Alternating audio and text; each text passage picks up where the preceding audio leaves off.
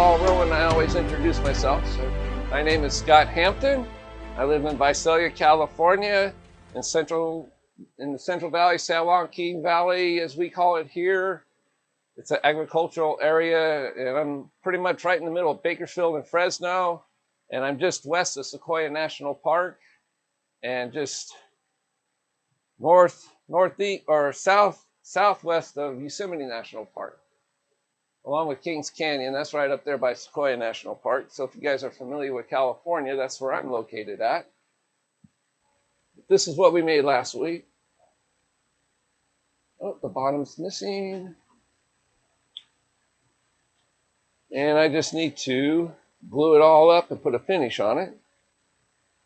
But it's a nice little box here. It's got a nice snug fit. Hollowed out the inside.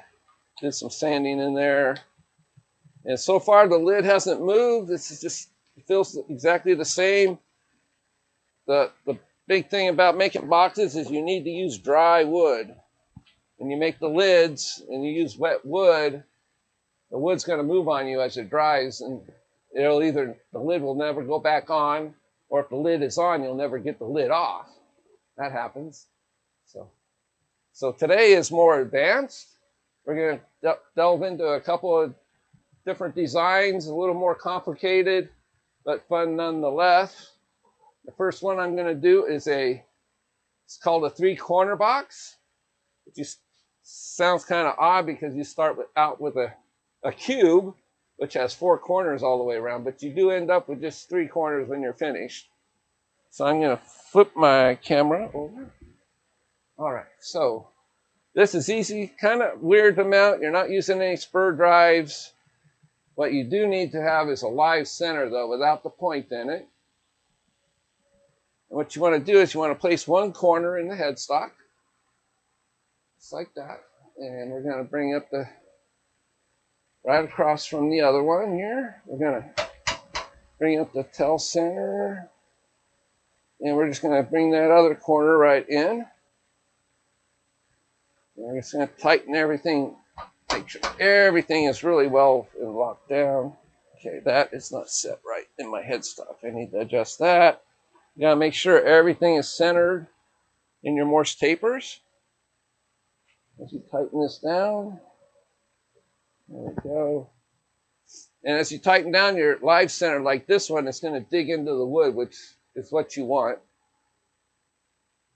And to make sure everything is equal, you want to put your finger right here on your tool rest, touch that corner, and see if it's the same distance or very close. You don't need to be exact, but as long as it's touching and it's not too far out of whack, and that's pretty good. So if I try to mess with it now, I would throw it way out of kilter and take me 5 more minutes just to get it the way it is now. So I got lucky on the first shot. So I'm just going to crank down the tailstock a little bit more. Make sure it's good and tight. And I know some people don't like to lock their tailstocks when they're turning, but for this project you want to. So you want to tighten up that lock on your tailstock there. That way it's not going to move out. It's not going to accidentally unwind just a little bit and send the piece flying out. I've made probably almost 3 dozen of these in the last few years, and I have yet to have one come out on the lathe. So what we want to do with the the tool rest, you want to line it up with this curve right here, or this side to start with. And it looks like it's all equal still. Barely touching the tip of my finger, which is what I'm looking for. Because what this helps do is it'll equal out the corners. When you get to the 3 corners, you want those all the same. Otherwise, it doesn't really turn out right. And one of the corners, inevitably, it's not going to look right if you don't have everything lined up at the beginning. So there we go. And what we need to do next is grab my chuck here.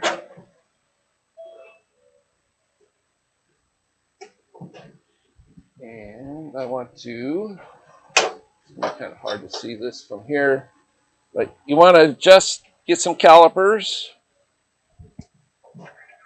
First, we're going to open the jaws up just a little bit. These jaws are never circle like that. There's always a saw curve, so you want to open them up a little bit. This is a one-way Talon chuck, so it has serrations on the inside there, as you can see, which really helps bite into the wood. You could use a dovetail on this project, no problem, but I prefer just using these. I've used these. This is the first chuck I ever bought, so I'm very comfortable with using it. So I'm just going to open that up just a little bit. And you got to remember, when you tighten it down, it's going to crush those wood fibers. So you want to just open it up a little bit more. And we're going to grab a pair of calipers here. Where did that pair go? All right, here we go. Let's see if that's there. That's good. You can see that. And we're just going to measure that opening from corner to corner here.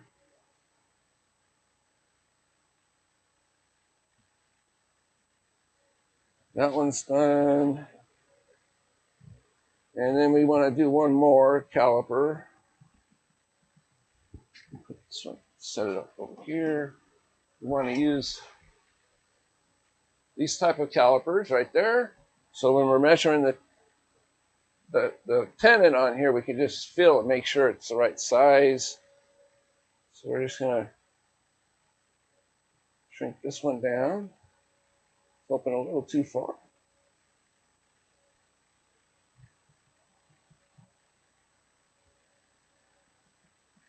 And you just want to make sure that it's across from each other there. The way these chucks are made, you want to go from this corner to this corner, basically, the way these jaws are made.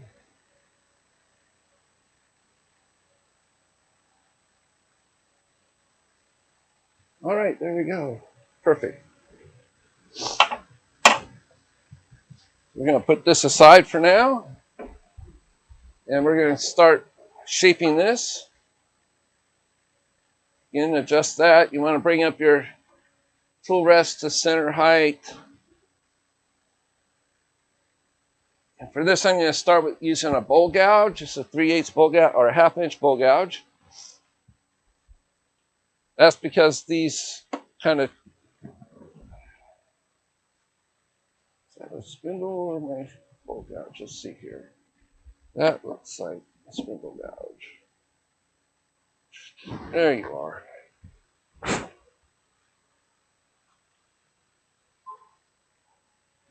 Because when you're turning this way, your fibers are coming this way. And it's almost like flat work when you're doing that. But when you come to this way, when it's facing that way, you got fibers going this way and going the opposite way this way. This is end grain, and this is straight grain right here.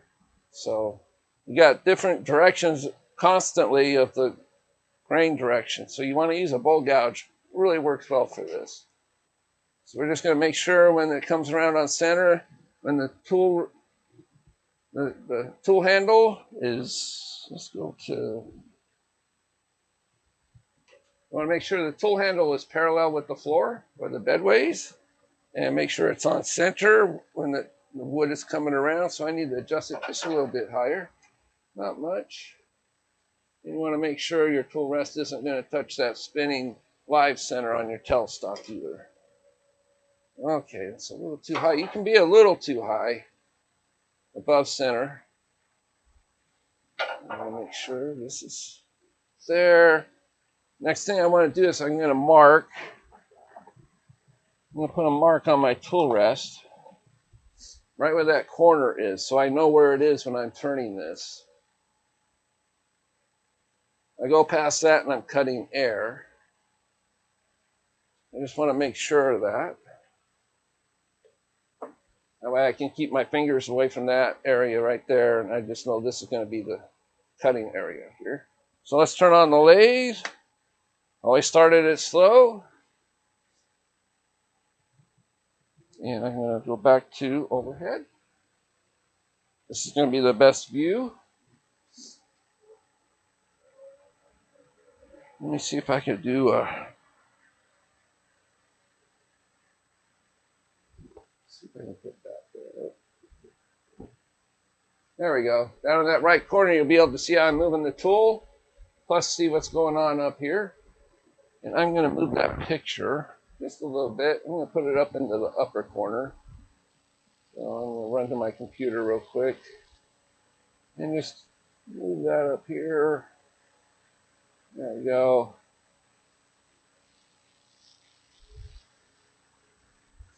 That way you can see. Hey, there you are. You missed the important part, but let me stop it for a minute. That way you can, what I did here. I put a cube right into the work tapers, took the point out of my live center and just cranked it in there, corner to corner. And this is going to be the 3-corner box.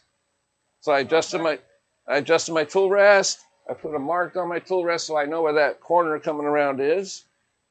And the first thing we want to do is just start peeling this away, because the 3 corners that are going to end up on the box are these 3 right up here. So we need to take these corners down and create a tenon right in this area right here. I already measured my the jaws of my chuck. So I have that. It looks kind of weird when it's spinning like that. But we need to speed it up just a little fast. Let's get a double check and make sure everything's locked tight. We're good. I'm using a 1/2-inch bowl gouge here. Just going to bring it in just nice and gentle, 45 degrees. I'm going to start in the middle. I'm not going to come straight in because you're going to hit those corners and you're just going to chop it all to heck. So you just want to start in the middle here.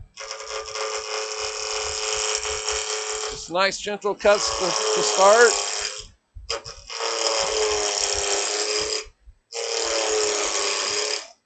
And you can look at the horizon up here while you're cutting and you can see what you're doing.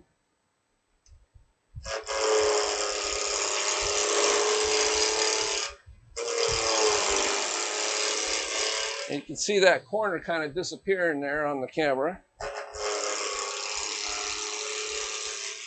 So I'm starting right about here because I still need to create that tenon right there. So I don't want to take a whole lot of wood away yet.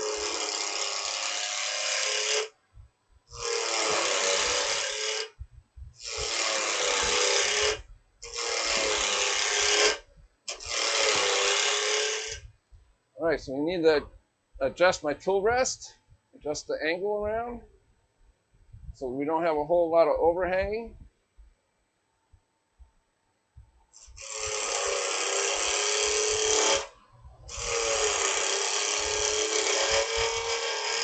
And pretty soon you're just going to be completely in. That's too big of a bite, so I want to slow that down a little bit. Pretty soon that whole 3 corners are pretty much going to disappear if you work your way to those top ones here. And we're just going to ease it out of the cut, and we're going to stop the lathe and see where we're at. So we're getting there. What we're doing is just rounding over this section right here.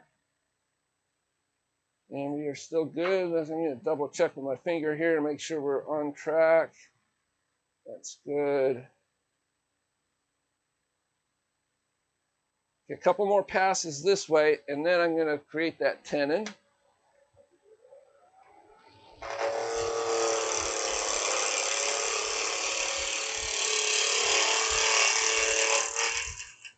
Just slow down as you get to the top, those top corners there, so you don't chip them out.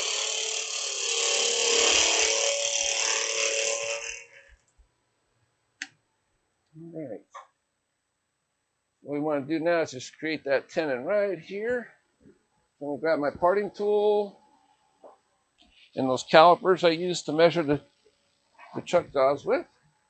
We just want to make sure we got a good tenon right there. So that's about right where, that's the thickness I need right there. I can't go any smaller than that. So I'm just going to start cutting right here. Just a little ways in.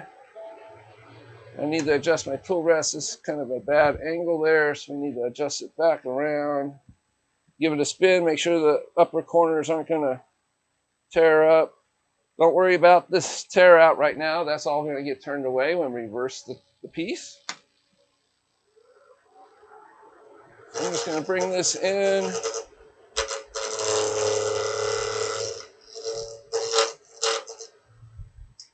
And we're going to measure that just to see. Okay, we can go a little bit further. You might have to come up just a little ways with that to get the right size tenon on here.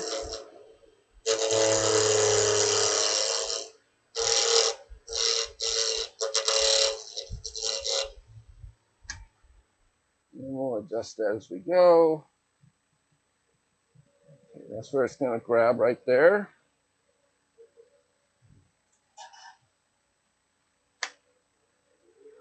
So I'm just going to smooth that out.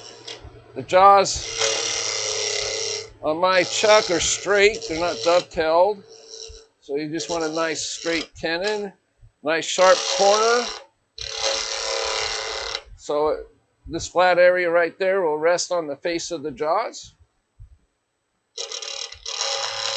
You need a nice corner right in there. I'm going to stop the lathe and just have a look. Make sure it looks all right.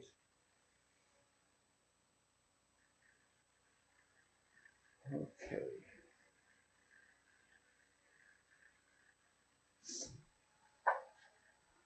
And we're going to, before I reverse it, we're going to part this section way down. As soon as we get this done, we'll part this section down so it'll fit in the jaws. So let's get this rest of this all turned down.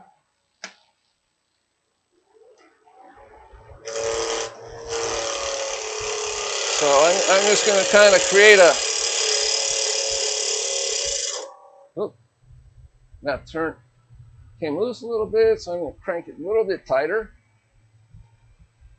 Turn up a little bit tighter in my tailstock there. Probably taking too big of a bite.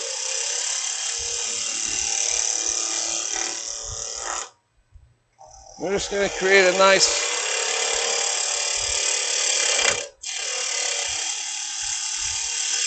you feel yourself taking too big of a bite, then just kind of come out of it and just take a smaller one. We're creating a nice tapered look from the bottom to the top. So we'll get started on that. Kind of round that over. So as you can see in my camera here, I got my handle in my hip, and I'm just using my body as I do this curve.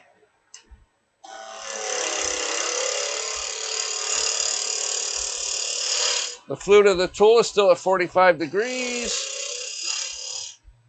You just need to kind of clean that up a little bit. And we're going to stop and have a look, see how we're doing. All right, just a little bit more. Just got to work our way down. Just kind of go straight in. You don't want to come back this way because you're going to lose some of that flat there. You just want to start right on the edge there.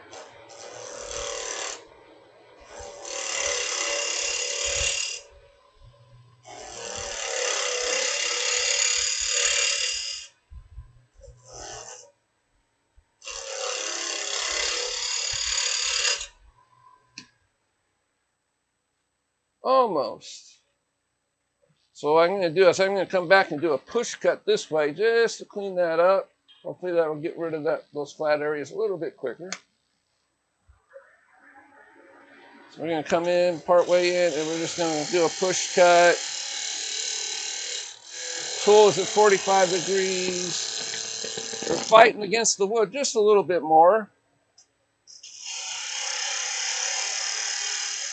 And we're just going to swing that tool out before we get to the bottom there. See if that helped any. All right, so we're losing some of that there, aren't we? We might have to work our way up with that tenon a little bit because I'm losing part of that, so that's all right. So I'm just going to go ahead and get rid of this area here, and I'll come back with the parting tool. Just bring that tenon a little further up.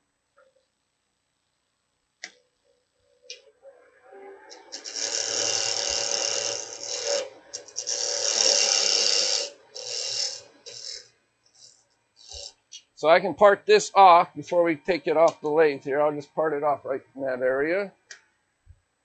See how much I took off there. Just going to just check this.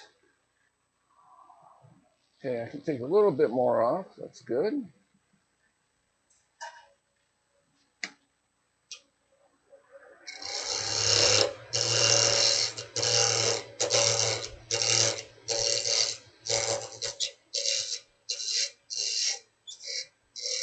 So there's a sharp corner there.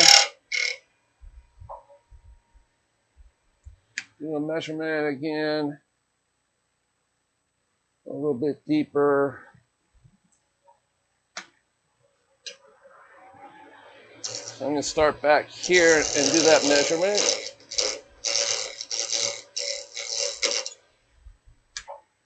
If it's right, I'll work my way up towards the bottom of the tenon.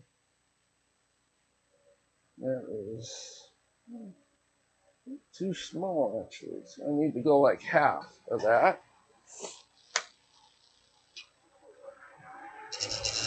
I'll just do half a cut, working my way towards the bottom of the tenon. Let's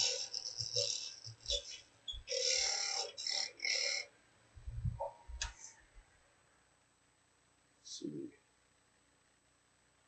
It's weird. Huh?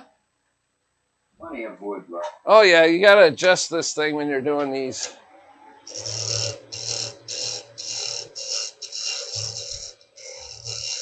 That should probably be close enough, I would think. Yeah, that's good. Now I can just kind of peel that away real quick.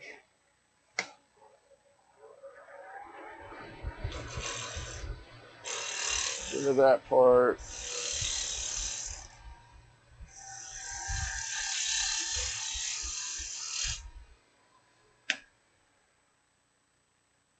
Almost.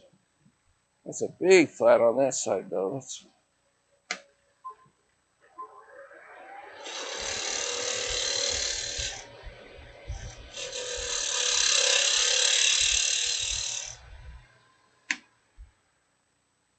All right. We just got a little bit of a flat there. So I'm going to bring the tenon up just even a little bit further up this way. Kind of get rid of that. That's the thing about this box is making the tenon right. It's going to have a kind of a semi-big base on it. But you can actually, when you reverse turn that, we can actually take this area down a little bit more and adjust that size. So a little bit of sanding can get rid of that part right there. So we'll work on that with some sandpaper there. So we're going to adjust the shape now. We're going to work our way up. I'm going to turn up the lathe just a little bit faster.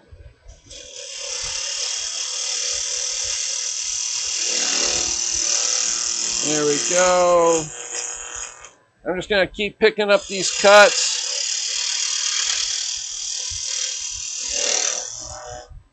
And I'm just swinging my body, using my body here with the tool rest in my side, or the tool handle on my side.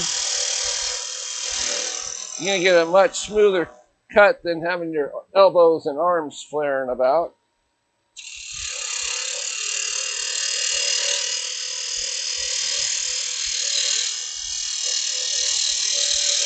I'm going going to stop right there. I'm just going to pick this up, finish that shaping here.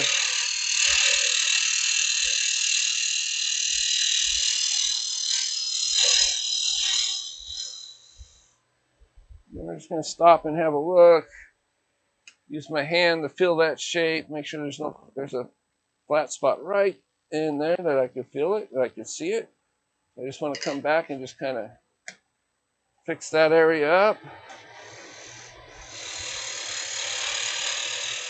Create more of a curve.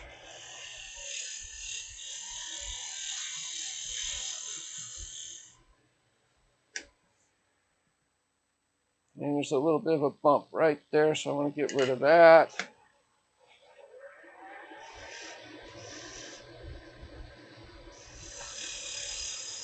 Just ease it. You don't want to go too fast or take too much off. Just want to work on it there.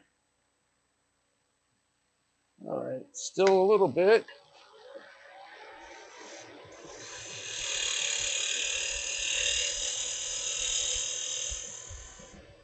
I think that did it. Looks like it. Yeah, feels pretty good. All right, so we're going to just kind of remove the rest of this right here.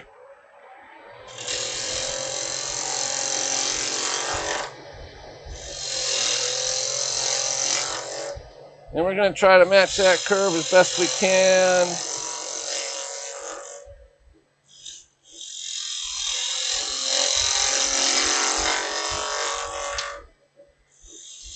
Felt like one of the corners kind of popped off there a little bit. I hope not. Keep hearing something hit the wall there, so I'm thinking I'm losing a corner. Yeah, right there, it just peeled off just a little bit right there. When we reverse turn that, we're going to take all of this area out. So that'll clean that up. I'm just going to do a nice gentle cut. I need to clean that up, kind of flare it out a little bit better. What it's doing is I'm seeing it curves up and then it kind of flows back in on itself, and I don't want that. I want the complete curve going all the way out. So I'm going to turn off my tool rest again. I'm going to adjust my tool rest a little bit closer. There we go. I'm going to pick up a cut here. Use my body to create that curve.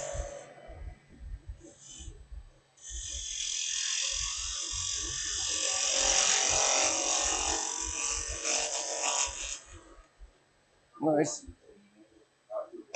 Huh? Am I blocking it? Yeah. Really? Oh, my head. My big old head, right? All right.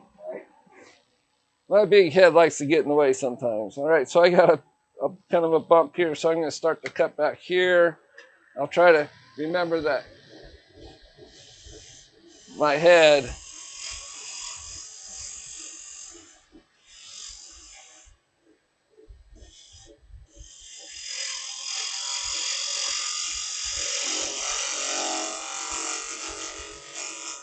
Lighten up the cut as you come out of it.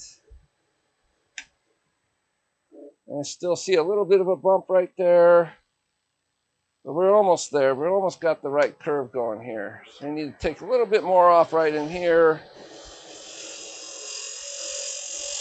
And then swing this out.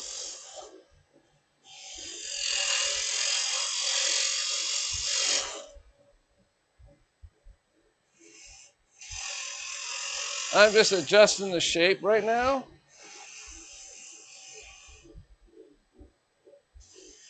A bump right here.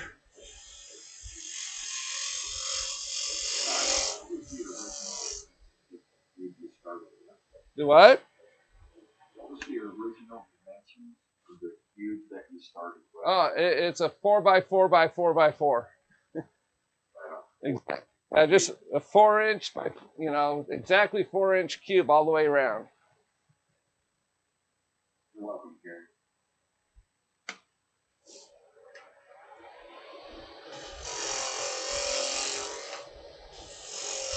I've seen others.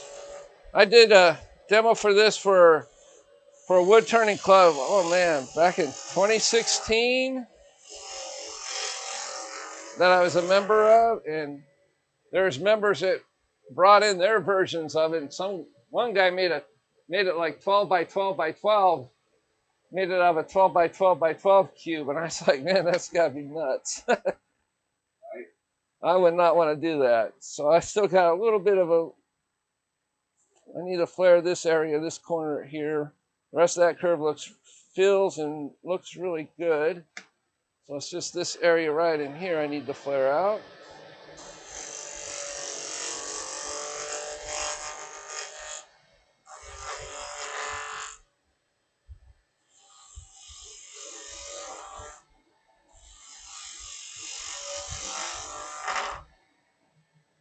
Let's see if I got it.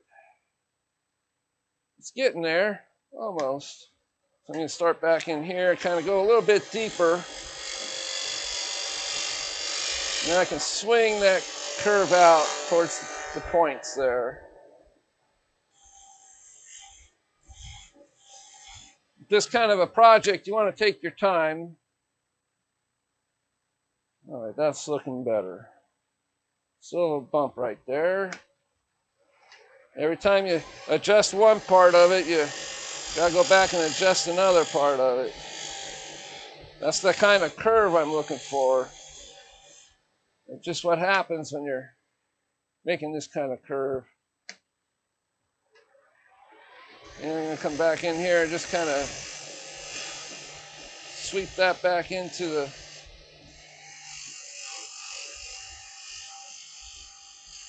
and I'm just going to bring that curve back. I'm trying to stay out of the camera.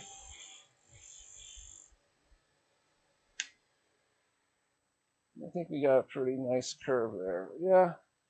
I'm just going to take just a tiny bit more off right there. So I'm just going to start in here.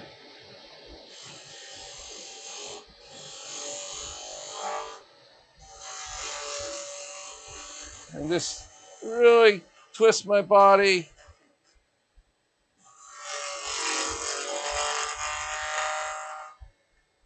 And I think we got it. Yeah, except right there. All right.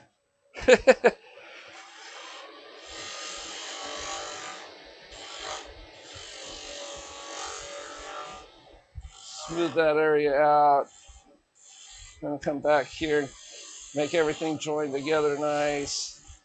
There we go. I think we're good. We're just going to leave it right there. We got a nice little, kind of lost that curve here.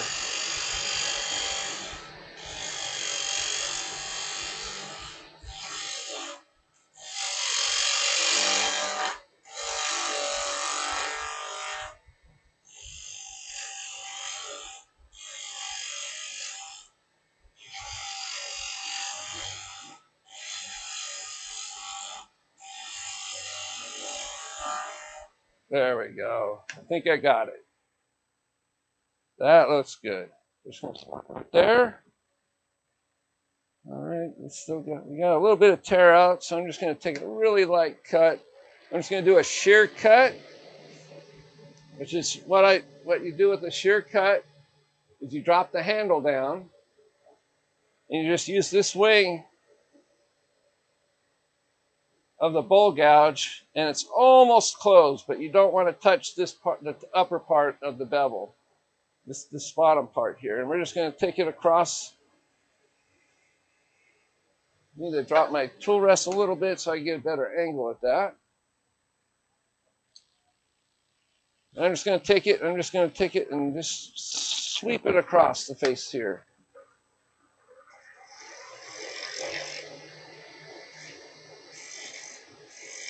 Might have to get a different bowl gouge to do this, probably. Let me grab you a larger bowl gouge here.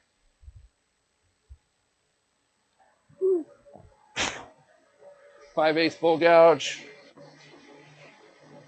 It's just a 3/4, one or the other. More weight when you do this, the better. There we go.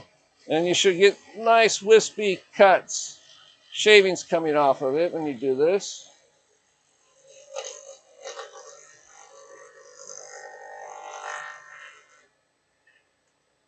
I'm just going to kind of drop back across, get rid of those tool marks.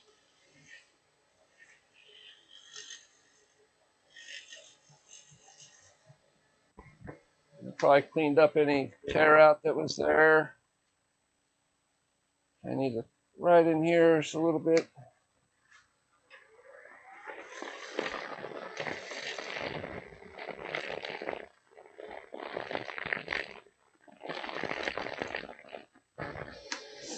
There's a little bit of a ridge right there. It's gone now. And I'm just going to keep going. I'm just going to use this large bowl gouge here. Just get rid of that little bit of a hill that created there.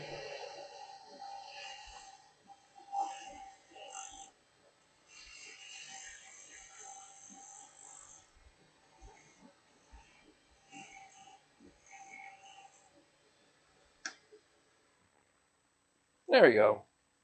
That's good for sanding. And put this big tool away. Last thing I want is to have it fall on the ground. So now what you want to do is you just want to sand it. I'm going to show you how to do that real quick. Where's my large sandpaper that I picked up here? 320. 320. Well, we'll just work with 320 for right now. I need, where's my little half pieces here? All right, so I'm just going to tear this piece of sandpaper in half. I don't need that much.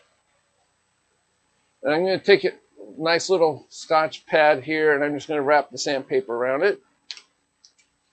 That way it helps keep my fingers away from those corners as we sand. So we want to turn down the lathe. It's about 400 or so. I'm just adjusting it because my speed readout's not working right now, but it should be about right for sanding.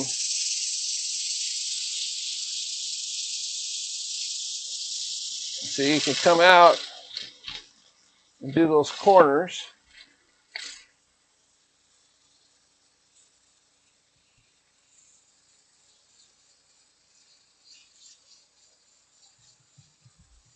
Should have started out with a 180. I think I'm going to grab that 180 out of the drawer and cut me a piece. I thought I had some already cut out.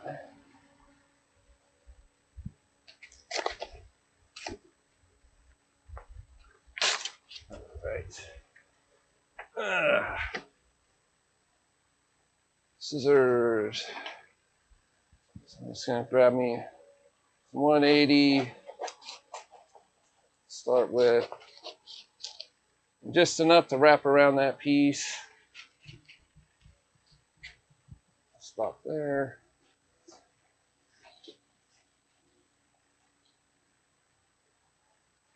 I'm going to wrap this around. There we go.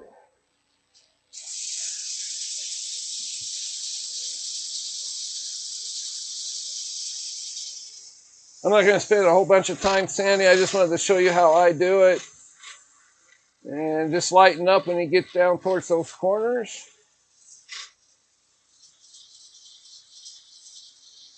And we're just going to get rid of some of those tool marks. Oh, I didn't mention this is a piece of cherry, by the way.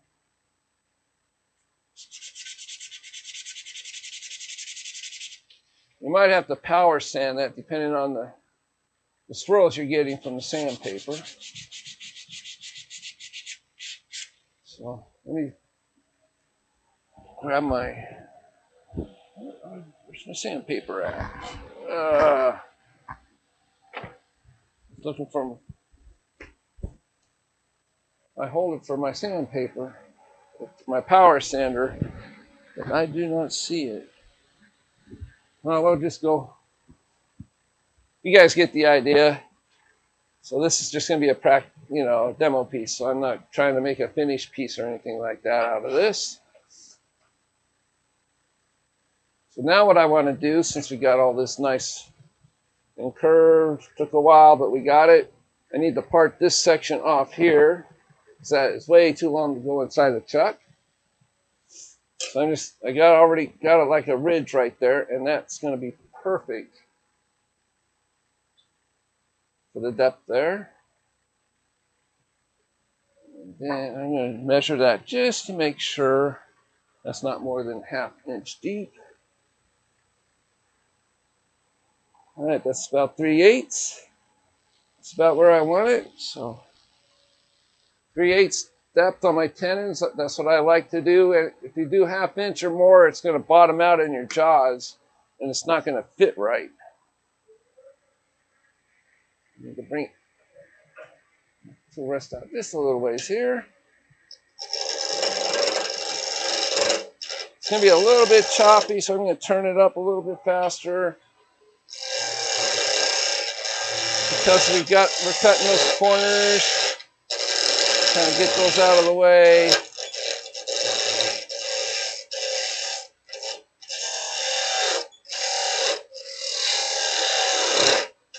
Take it easy. Want to leave enough wood to where it's not going to come out on the chuck out at you.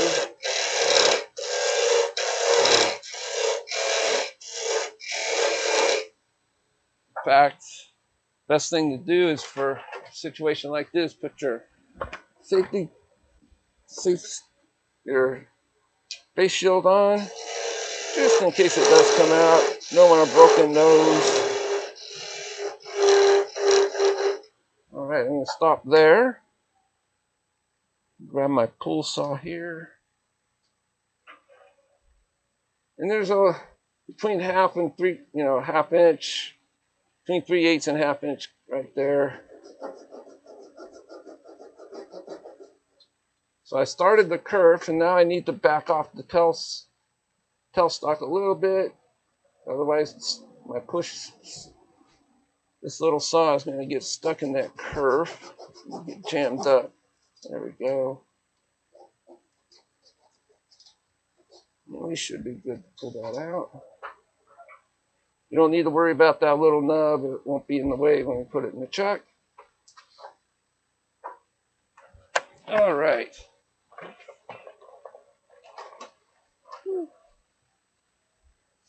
Let me go. I'm going to back some of this stuff off. Put some of my chucks, my tools out of the way. I can get my tailstock out of the way here. I'm not going to need that for a while.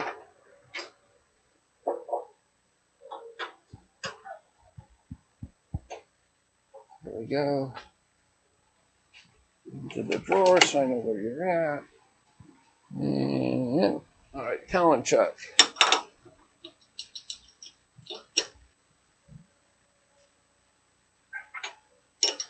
And we're just going to set that tenon right in there. And open that up.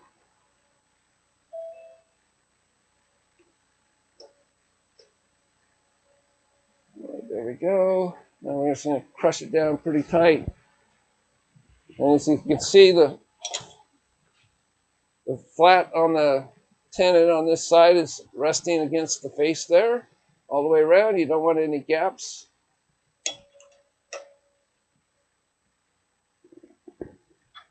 We got that. All right. Now we need to take out the center part here. Now you can also do this to make like a 3-corner bowl instead of a box. But we're going to make a box. To make a bowl, you would just hollow out the center just like any other bowl. We're going to do that partially, but what we want to do is we're going to go part way in, and then we're going to put it like a raised portion. Grab a pencil so I can show that. So we're going to take this down. Instead of going all the way down, we're going to leave a little. We're going to come back up. We're going to come back this way and then take this out. And right in this area is going to be the opening for the box. So that's why you want that raised area right there.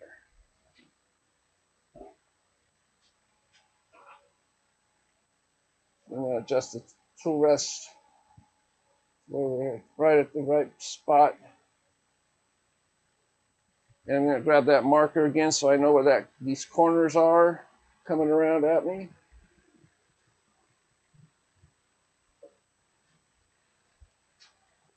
That way I know I'm going to come in just a little ways. So I'm not going to want to move my tool rest once I start this, or I'll have to remark it. So I'm not coming all the way out to the corner. I'm just bringing it in a little way so I know I'm not going to cut too much away. I'm going to do that right there, and then we can adjust it from there. I'm going to grab that full gouge one more time, and we're going to start hollowing this out. And the first thing we want to do is we're just going to, it's a little bit too high. Lower it down a little bit for this tool. Just the center. A little bit too high still. There we go. So I'm going to take that very top corner off first. So I'm just going to come in straight across.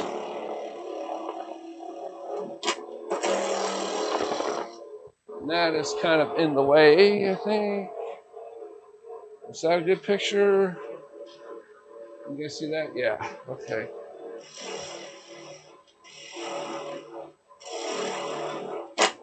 And I think I'm going to have to go sharpen this tool real quick. It feels a bit dull. I'm going to run to the grinder here. Does anybody have any questions so far while I'm grinding?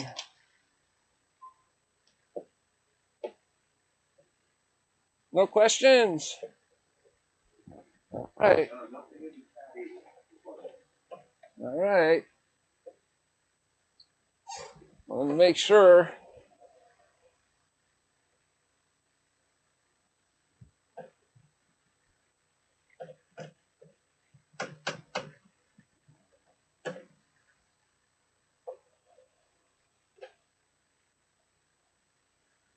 We got that set.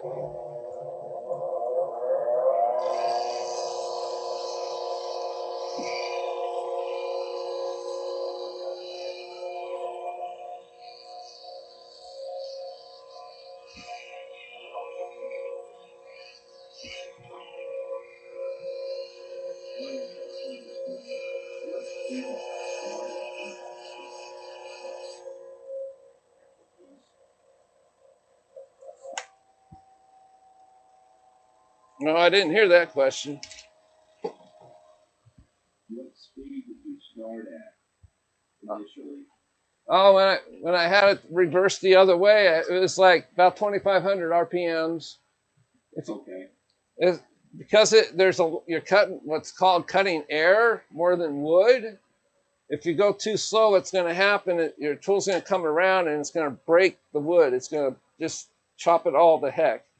So the faster you go, the smoother the cut. Okay. Thank you. Yep. Just like right now, I'm going to have it. I got it turned up pretty fast because I got a lot of that corner stuff coming around at me. If I go too slow, it's just going to create these choppy marks. And you can hear the difference. If I turn it down, you'll be able to hear the difference in the cut. So I'll do that. You can hear it just bounces all over the place. If you turn it up, you're going to get a much better, smoother cut.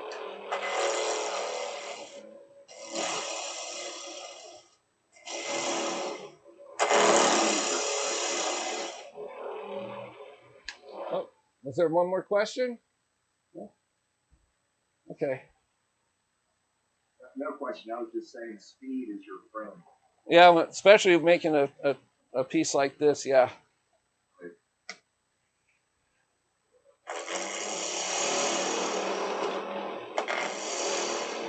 Now you got to remember where your corners are when you're doing these cuts.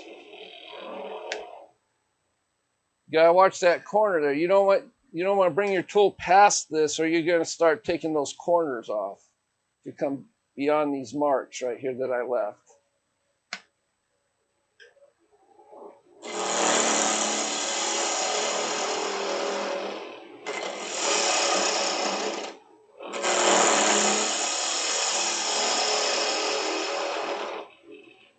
So I'm doing right now is I'm pretty much just flattening out the top of it to make hollowing it much easier.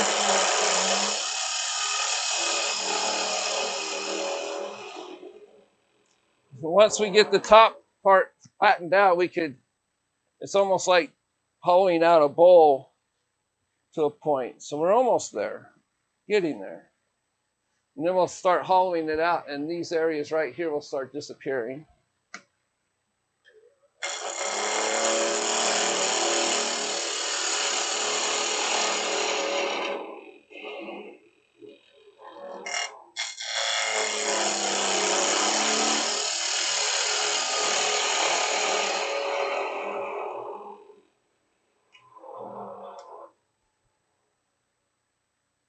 There we go.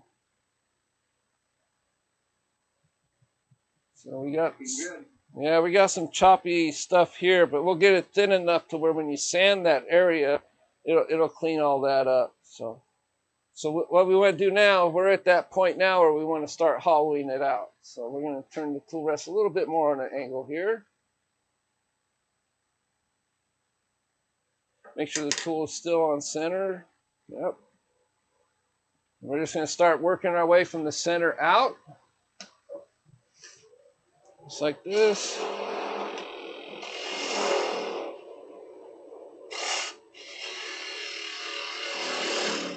Nope. Gotta remember, sometimes the grain on this is going off wishy-washy just because of the angle and the shape of the way we had it mounted earlier. It's still that way. You got grain going different directions here. So to get this hole started, you want to have your flute closed, or say this is, if it's straight up and down, that's 12 o'clock. If it's towards you, straight towards you, that's 9 o'clock. And this is 3 o'clock when it's away from you, the flute. So you want to start with the flute at 3 o'clock, and you want to bring it around, and you want to look at your bevel there. And instead of having it way out here, you want to bring your tool handle around. It's like this. And start that cut so you're cutting in towards the headstock. And then swing your tool around. Just like that.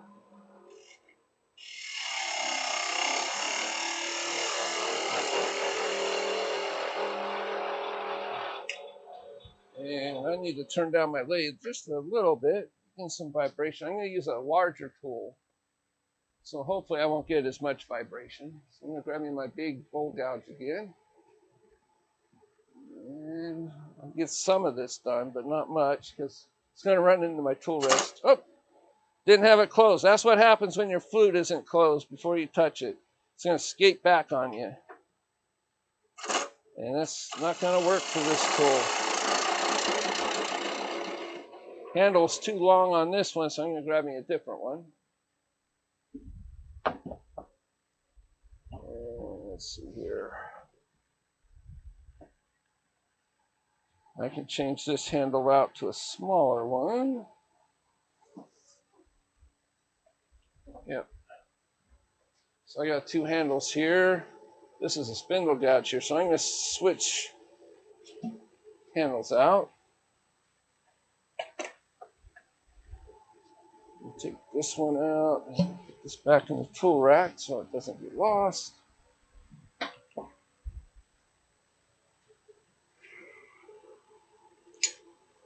Tighten that down. That should be.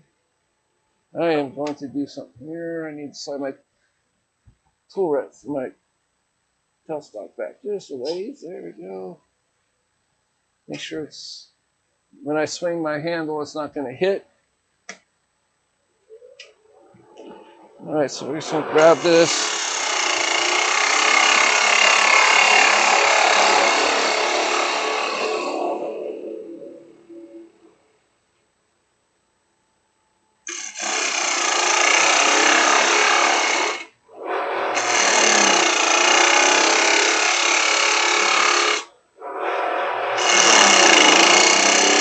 So what I'm doing is I'm creating steps. Oh, slow down. Get a little bit of vibration there.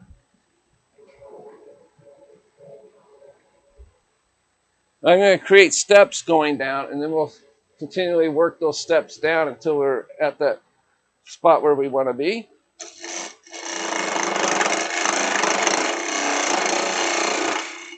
And what I'm running into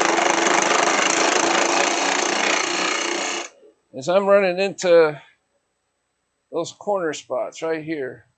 So what's happening now is why my tool is jumping, it's like hitting and missing just like that. Bang, bang, bang. So I need to turn it up just a little bit more.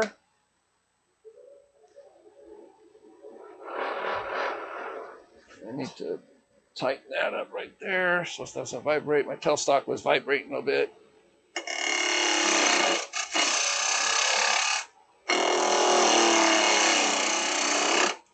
So right now I'm just working down where I get to those corners.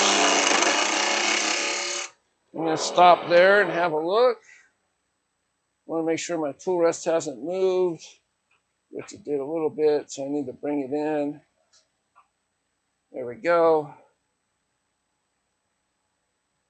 That way I've got those marks to keep an eye on, so I don't go past those marks or I'll be removing the corners. A little too close. Should have spun it to make sure it wasn't touching.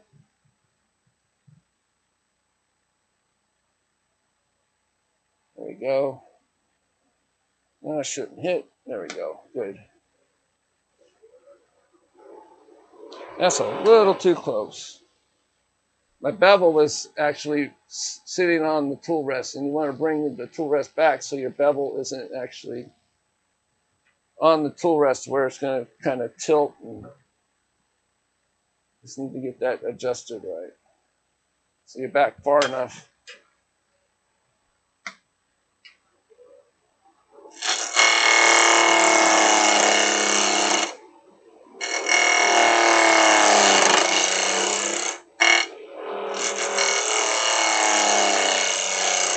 So I'm just going to check to see how thin I've got those corners. All right, so I can just go just a couple more bites. Not much, so, or this one, these are a little bit, so the cube wasn't exact, because this one section here is just a little bit thinner than the rest of these. This one's a little thicker than the rest. But we can take just a little bit more of that off. Just be careful doing it. It's a nice gentle push.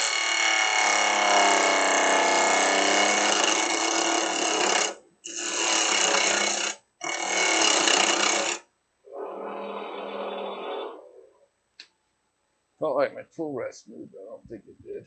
No. All right, that's as thin as I want to go on the corners. Right there. So I just want to start working I'm going to start working in here and taking this part. So I'm going to start my cuts down inside, not back here where the corners are, but back up inside here. And it'll slowly take this section out as we do that. So we want to start taking these steps down.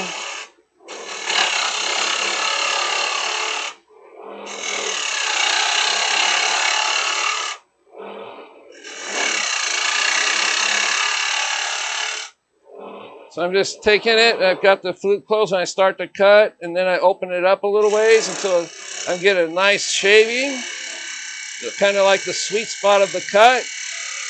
And I bring the tool handle towards me.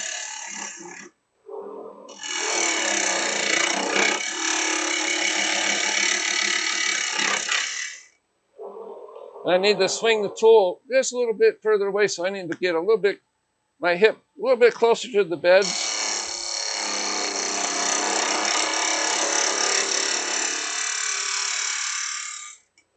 And I'm going to switch cameras. I should have done that. Let's see if I got a better look here. Not that one. It's an overhead. What happened there? Side view camera kind of got moved. There we go. Now you'll be able to see a little bit better what I'm doing now. So I'm just bringing that tool in and just got that, taking these steps down as I work.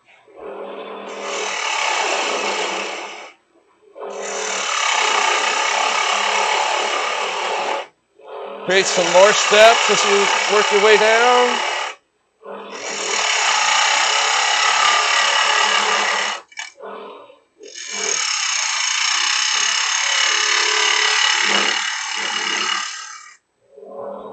And we'll see how far we've gotten down in there. So we want to get down, way down past this. We want a nice thin, kind of match the thinness here. We can go a little bit thicker down in here, but that's all right. We're doing good. Looks like a crack, maybe. I gotta be careful with this. It developed a crack right here.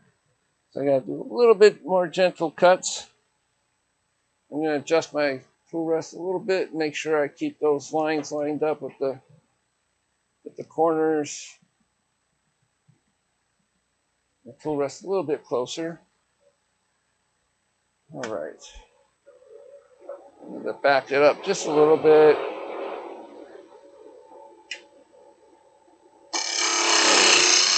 That's what's going on with my camera. My tool's hitting it. Let me adjust my camera so my tool handle's not hitting that camera there. I need to swing this away over here.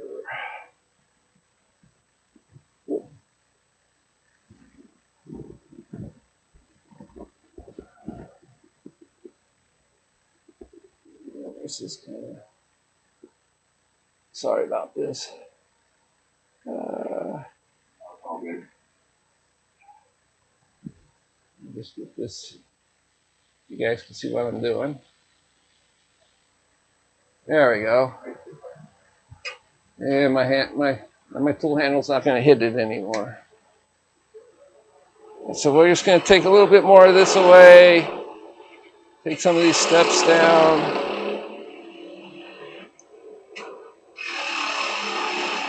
And we'll start making more.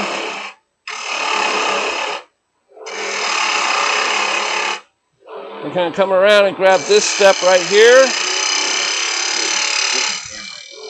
Oh, it's vibrating, isn't it? Let me see here. I see the problem. There we go.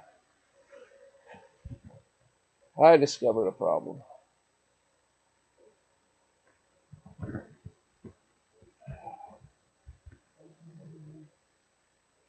Oh, what are you doing? Why aren't you staying put? Oh, that's why. All right. The wire tangled up there.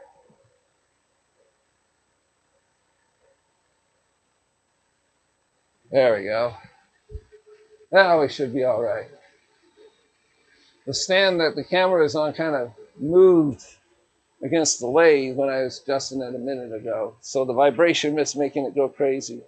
All right, so I need to drop my tool rest just a little bit because what's happening is I'm coming in because the cut, it's like it's getting lower. So I need to adjust this down. So I got more of a central attack on it, so I'm not fighting down. It's better to actually be able to come up into the cut than try to fight down with it. So.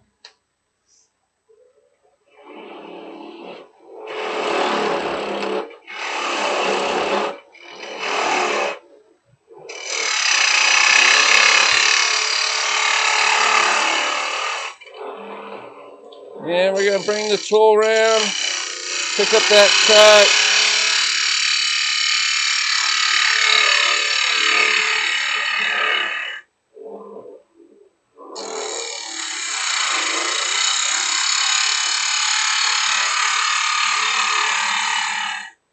And we're going to check the thinness of those walls. All right, we're getting there. So a little bit, there's a bit of a bump right there, but we're getting there. So I need to come out just a little bit further and grab this cut right about here. And just gonna grab it inside there.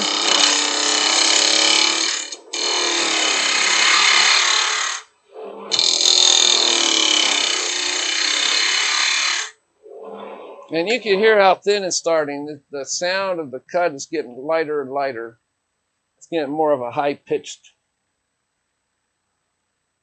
So there's like a little edge there. So I need to come out just a little even further. Pick that corner up.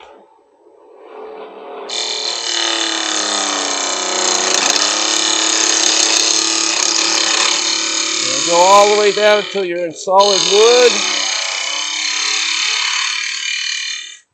As you can see, I'm leaving the center hole. One, because it creates a mass in the middle and it cuts down on the vibration. Plus, this is the area where we're going to hollow out for the box. So we don't want to take all this down. We just want to get this stuff down. So it's a little bit of a slight kind of a cut right there, but we're almost there. I really don't want to try to do too much more. I'm going to end up taking this corner off right here, and I don't want to do that.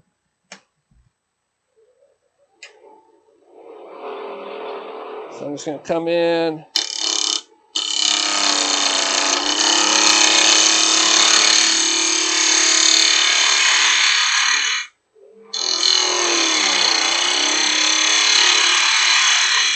And one more cut, and then we'll check it.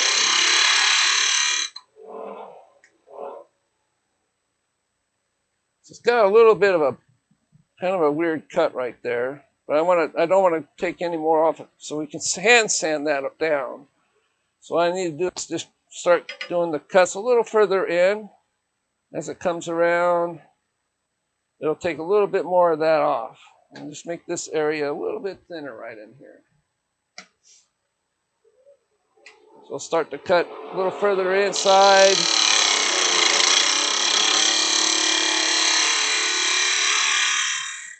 Then so I'm going to take this down a little bit.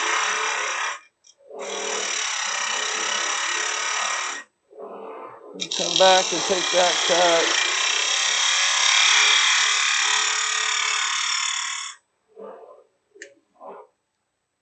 And this is when you want to stop and check. Stop and check. Okay, a couple more patches. Not too much. A little further in. Kind of a ridge right there that I want to clean up. So I want to come out just a little bit right there. Start that cut right in this area right here. So I need to drop my tool rest just a little bit.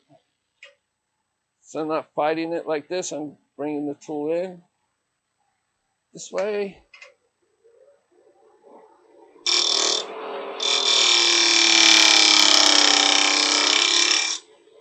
Got to grab that, find that cut.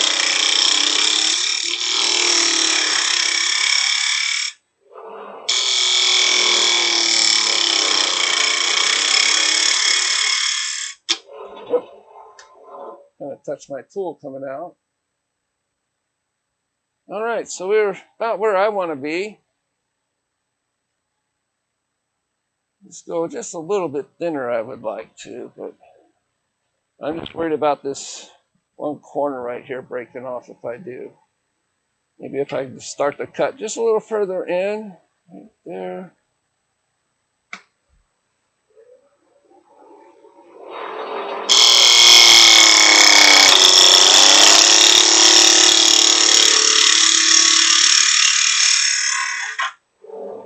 And I bet you that took care of it.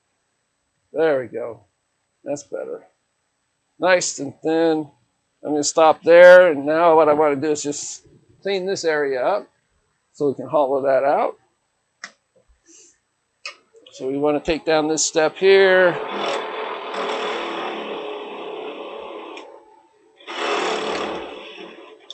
And you can also do push cuts, but be careful because of those corners.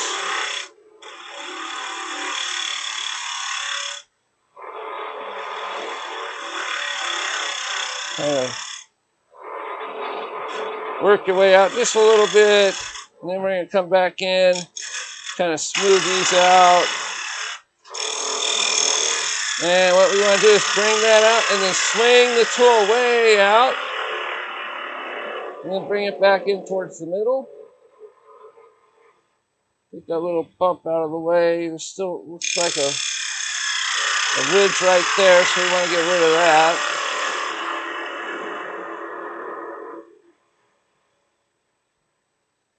And I believe we got that all set to go for the hollowing. Okay, there's a little bit of a ridge right there. I can see it. So I want to get rid of that. Right about there. So I'm going to grab me a pencil and just mark that. There's a ridge right in here. I'm just going to grab this and just kind of fill in that area so I know where I need to work. So I'm just going to start that cut. Nice and light.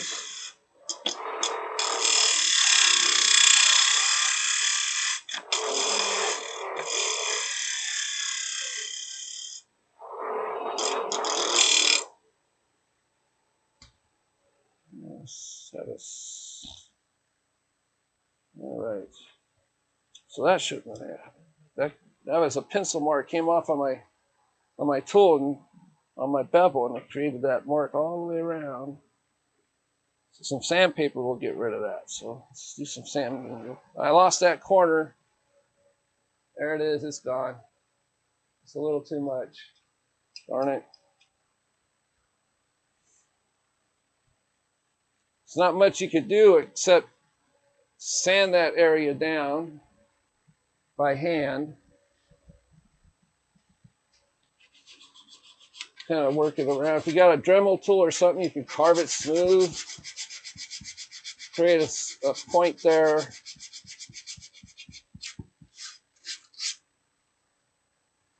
Yeah, that's what I'd have to do. If I wanted to keep that corner, and just get a Dremel tool or a carving tool and just kind of peel away this stuff and just create another corner right there. That's what happens sometimes. You get a little too thin. So I'm just going to reach in here. I'm just going to get rid of those pencil marks. Turn down the lathe for this. Oops. Kind of gently sand that. Watch your fingers, be careful.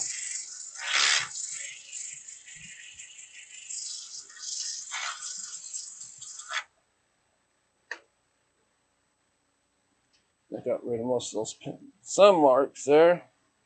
But it would just take a little more sanding to do this. Some of it can be hand sanding like this to get rid of stuff. Just like these little tear outs right here, you can take a sanding block and just sand that out with a sanding block. It's kind of hard to do when your backer is a little soft, but if you have a regular sanding block, you can just get rid of those marks. All right, so let's hollow out the inside.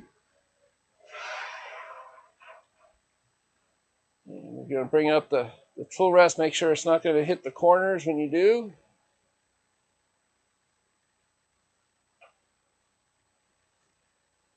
You want to make sure it's a little bit back, because in case your tool rest moves, it's not going to move forward and hit those corners.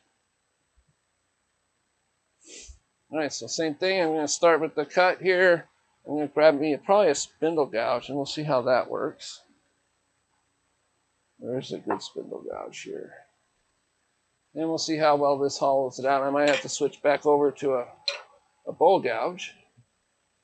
We're getting the tool on center there.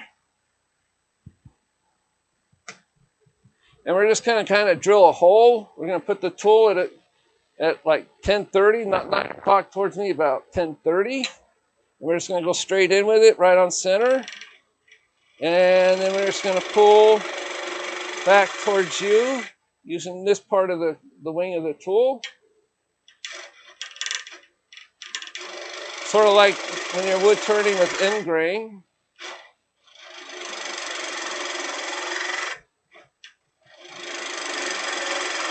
So I'm just creating the opening right now. I'm not looking to go really deep yet.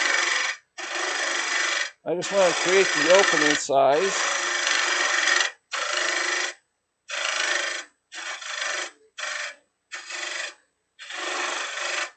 There we go.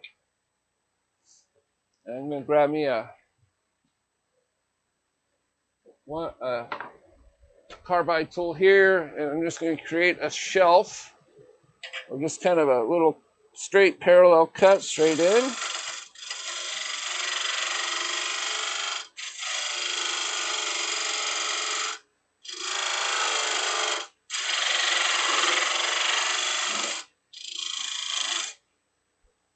So let's grab those other. We're going to have to use those other.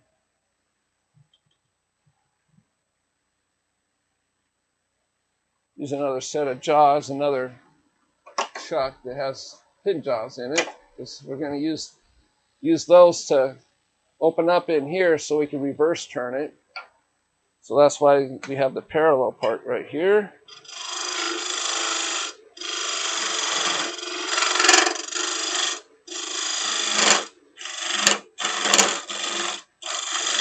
That's as far as I want to go with that.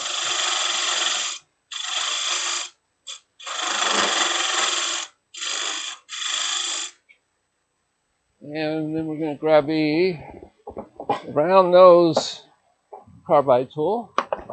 See how we can do with this as far as hollowing. There's various tools I could use, but we're going to start with this one and see how well it works.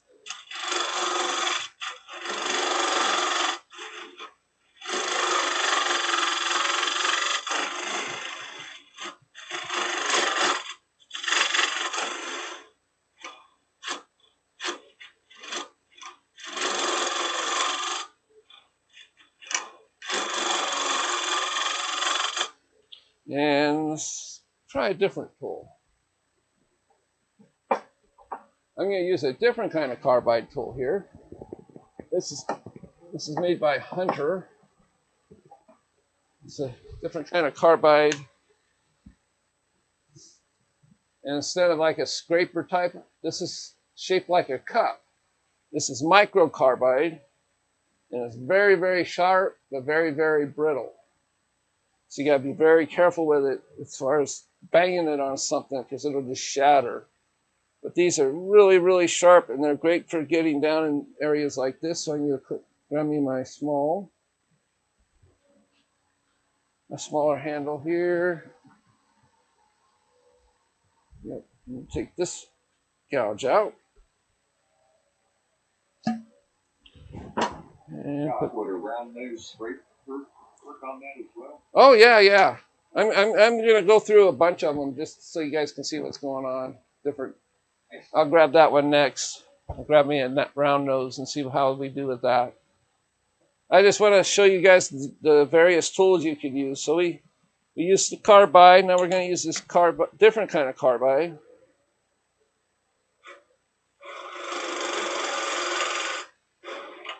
And this one cuts the wood more than it scrapes it. Like your traditional easy wood tools are more like a scraping tool. And this one, these can be kind of self-feeding, so you got to be really careful. It'll draw itself into the wood. But you can turn it at a 45 degree or between 12, about 10:30, I would guess, 11 o'clock angle. And you can see how well this is cutting. Although because the tip is small, it'll take a little bit longer to get done. So like Dane said, we're going to grab me a round nose scraper, and let's see what side of my rack it's on here. Where are you?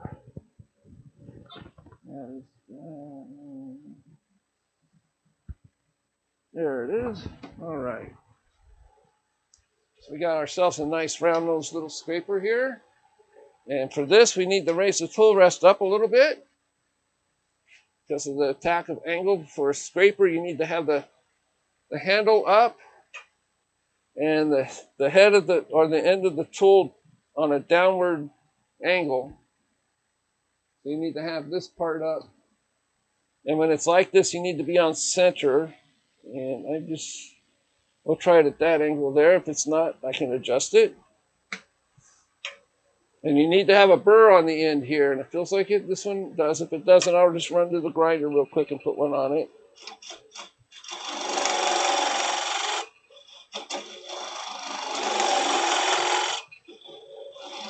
And the reason why it was bouncing there, it was catching the other side of the center, and it was trying to pull the tool up. And that's what was causing that. So you got to have a really good grip on this.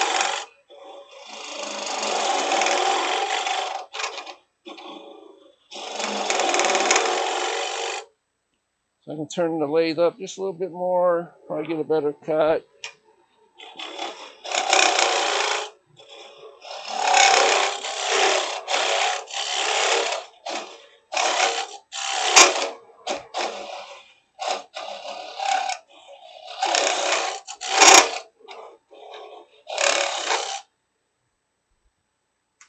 And we'll see where we're at there. We want to keep that shelf right there so we can reverse turn it. And go a little bit further in, and then I'm going to get the post of my tool rest as far as I can over the center there. Back it up a little bit. Probably need, yeah, I need to raise it up. I think it would work better if I raise the tool rest up just a little bit, get it bigger. And then I'm just going to try to undercut that just a little bit inside the box there.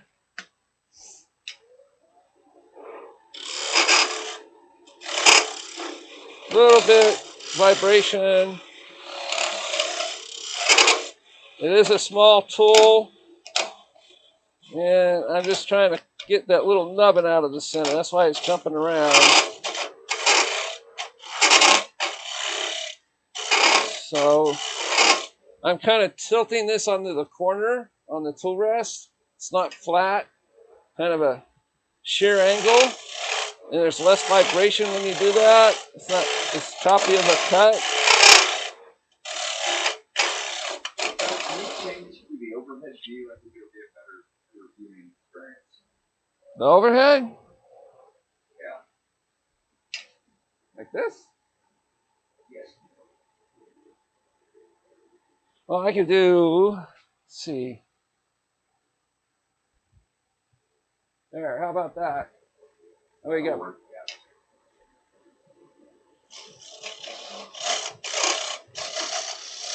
Yeah, my hands are getting in the way, aren't they? We can see the tool going inside the side view. All we can see is the tool going. Yeah. All right, so I got a little bit of a nubbin there, so I'm going to grab that spindle gouge again. Oh, it's a little bit deep for that, though. Yeah, I need to grab me a different scraper here, a little bit bigger, more heavy-duty scraper here. Oh, yeah. There we go. You rotate your tool rest beside the vessel a little bit, give you some added support. Yeah, I probably could. Kind of. Or use a box tool rest if you have one. Oh, I don't have one of those. I can do this. Let me get this adjusted right. Yeah, there you go. And just make sure it's not going to hit the corners. So I got a different type of scraper here. It's called the French curve type scraper. Feels like it's got a burr on it. We'll find out real quick. If it doesn't, it won't cut. So this will allow me to get down in further because of this size of it here. I can just get rid of that little nubbin down in the center.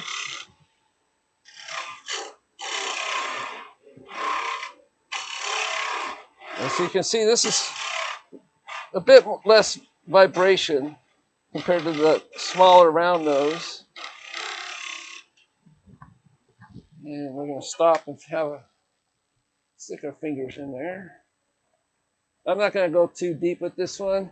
I just want to show you guys how to do this.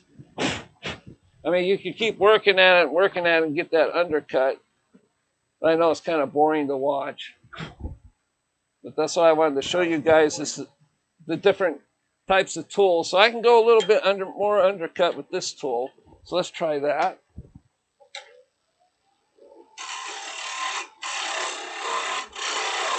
Oh yeah, this one's really doing good.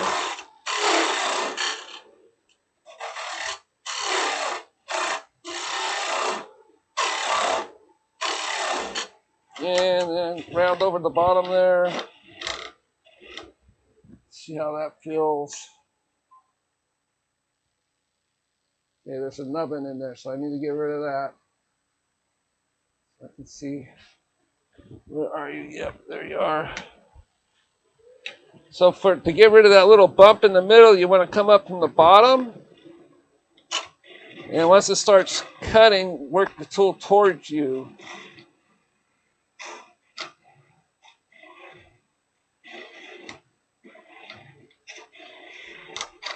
And you'll feel it when it's gone. I think it's almost gone, but I want to see how much more I've got to go. Almost there. So I'm going to grab me that round carbide tool one more time and just reach in there and get rid of it real quick. Same process. You just start at the bottom of the little, what I call the nubbin. And you can see it's starting to grab, and it's wanting to send the tool to the other side. There we go, it's gone. Kind of clean that up. Kind of scrape it clean. Get rid of any ridges that might have been left behind by the other tools.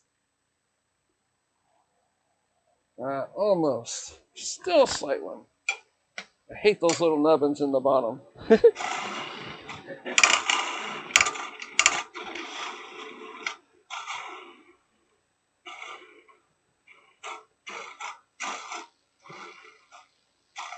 Feels like it's gone now. Let's hope.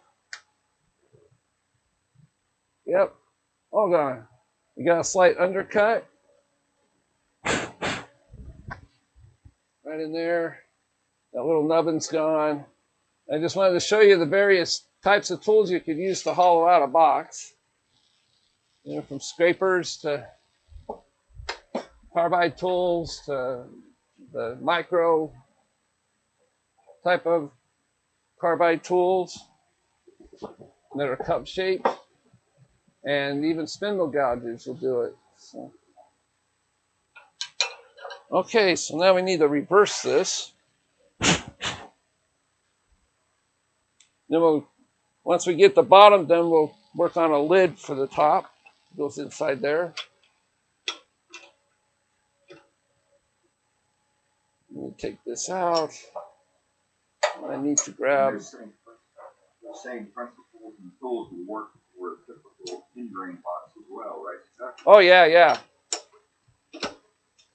This is sort of ingrain, but not ingrain, because you can see how you got all the different grains going up. See, it's going up and down there, and then over here it's going this way, and then it's going this way. It's sort of almost like turning a burl, because the burl has grain going all over all kinds of directions. Crotch.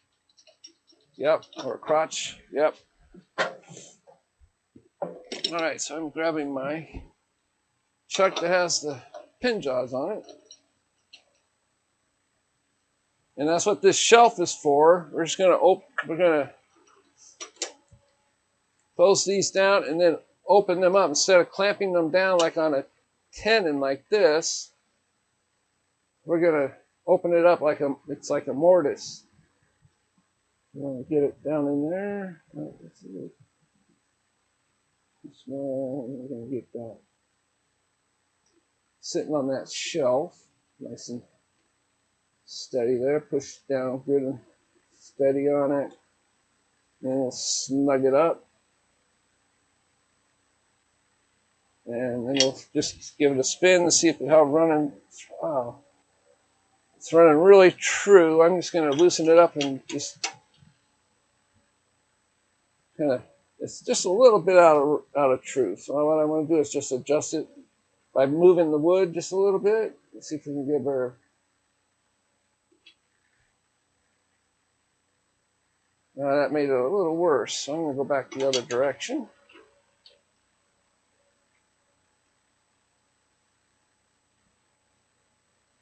Turn it this way, tighten it back up, give it firm pressure from the bottom while you tighten up. All right, that's about as good as we're going to get. So we're just going to do one more little push on there. Sounds like my grandson's out there with a basketball. I don't know if you guys could hear that or not. No, we can't. Okay. So I'm going to move a couple tools out of the way here, and I want to bring up the tailstock just for added type of.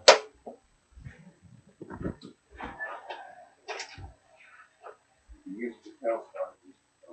Yes. Just for added safety and support. Cuts down on vibration. Cuts down on birdwood too. What? It cuts down on birdwood.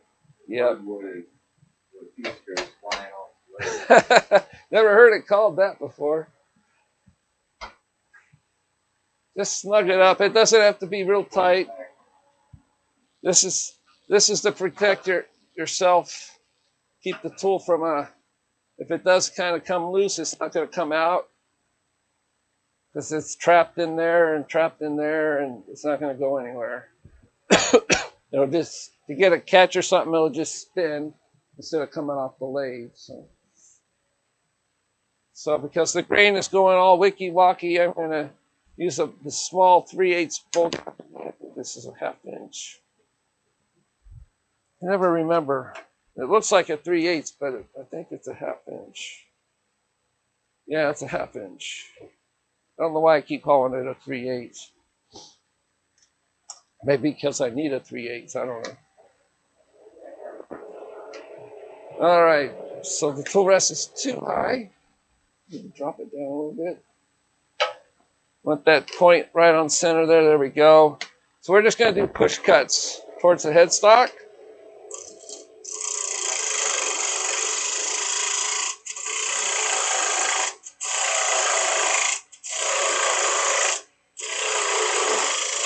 Okay, so now we're just going to kind of flatten this out. And we're going to create a concave in the bottom. That way when it's sitting on the table, it's just sitting right on the outer ring there. And if the wood does move with that concave there, it won't rock so much as if you had a flat bottom on it.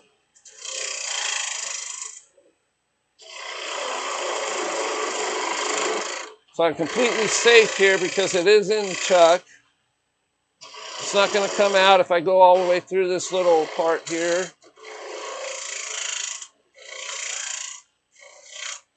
Get as much of that out of there, and then we'll move the tailstock back. So I'm going to use my thin parting tool just to cut through. Make sure I got it facing the right way.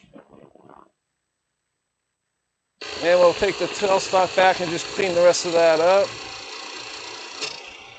There we go.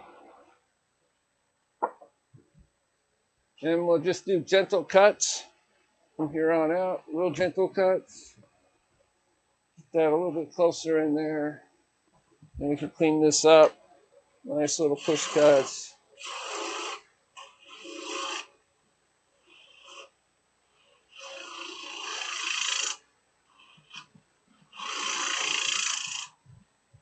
Get that little nubbin in there.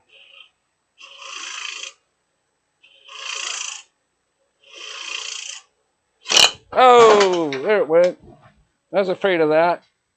A little too big of a bite.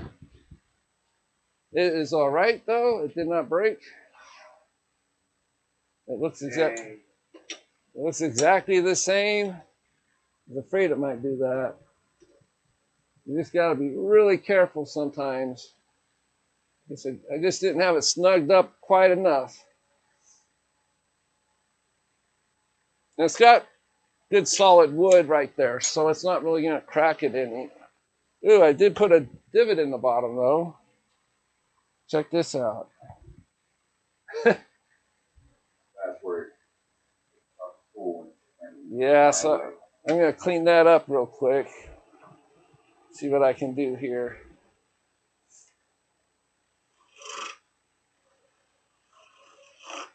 Need to lower my tool rest down. A little bit more. There we go. No, too low. Darn.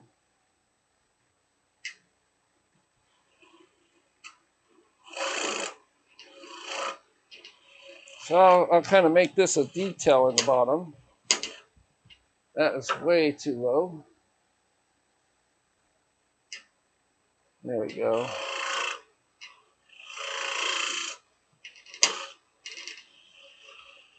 I want to be careful. I don't want to take that and have it come out again. You got a little detail there that we could have some fun with. Where is my elf tool? Yay, we'll play with the elf tool again, just like last week. So we can just use the elf tool right in there, and maybe a little bit out here.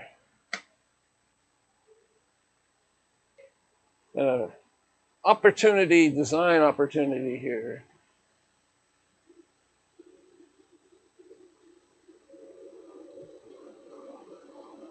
Let it do its cutting.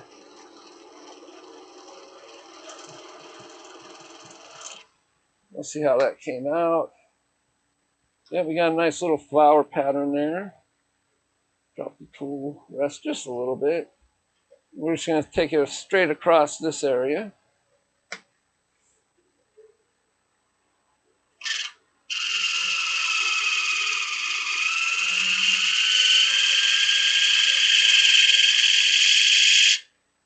I'm going to get my point tool.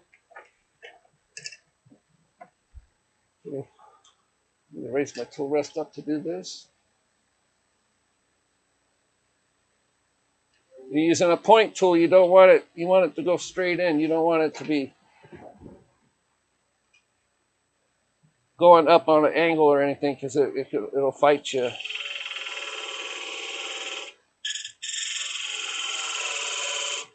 Maybe one right there. And we'll back that off. We've got that. Just a little bit of a Scotch pad piece here.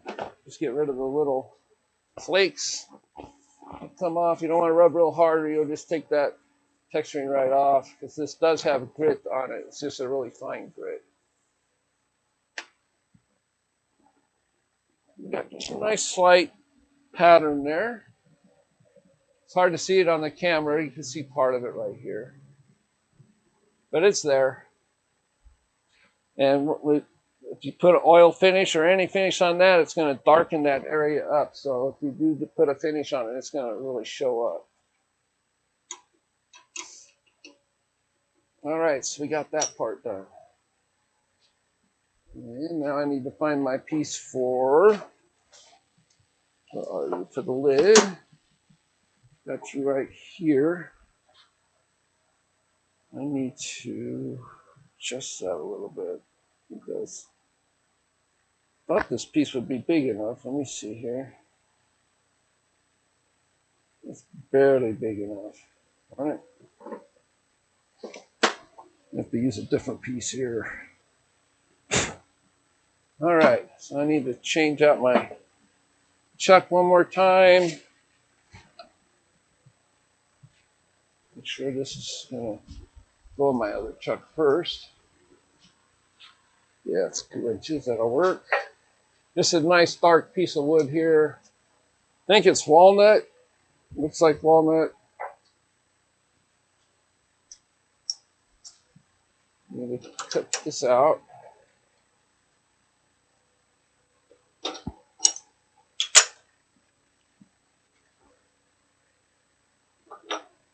Put this aside. Got the Talon chuck again with the larger jaws.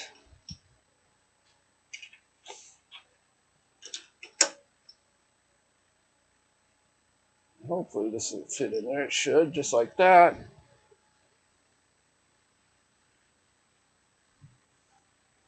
We'll crank it down really tight. And we're going to grab a roughing gouge and just round it over. I'm going to put my elf tool away. It's not in the way. Huh? Oh, what size? Well, it's 2 inches thick. This is 4 inches. I don't need this much. I mean, I'll probably just I'm going to round it over and just part off part of it. Because I'm just making the lid that goes inside. I don't need this whole thing to do that. But it's a little over 4 inches. It's just a piece I cut off of like a 12-inch long spindle blank. It's Claro walnut.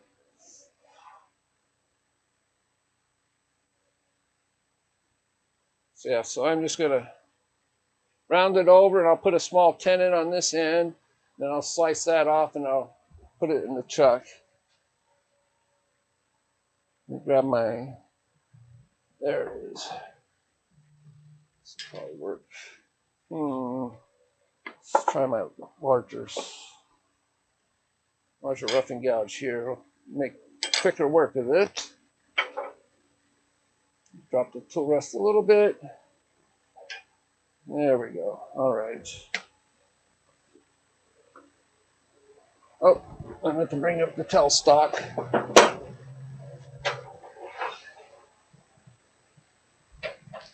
That's it. Added support in case you need it. Doesn't hurt to have it there.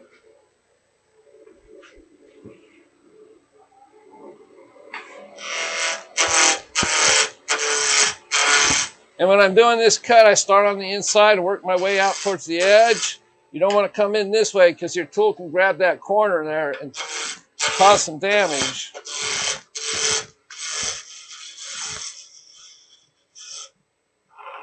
Can you do the overhead? Oh, yeah. Sorry. Oh. No worries. Okay, so we almost got that round. So I just want to get this part round, and that way I know how far, the thickness I need to go the rest of the way.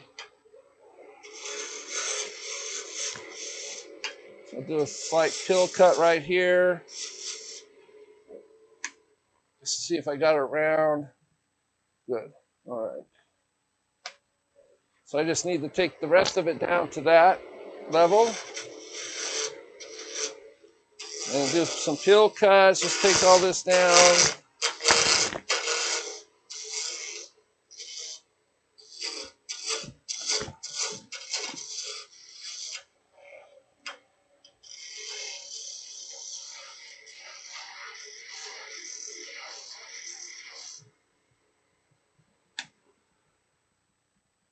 Almost.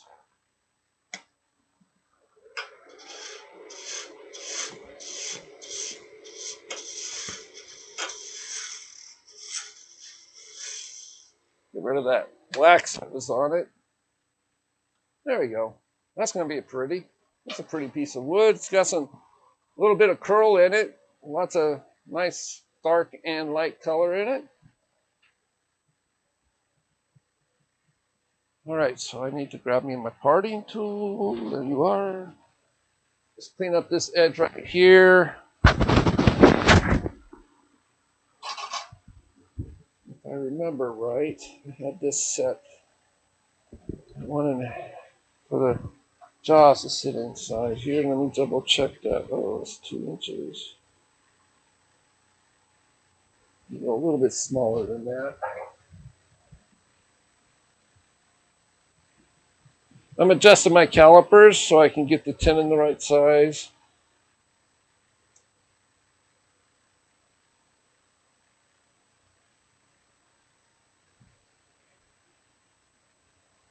There we go. So I can clean this up and put a tenon right there. It's going to be not much of a tenon, but it's going to be enough so we can create that lid. So we'll true up this section here.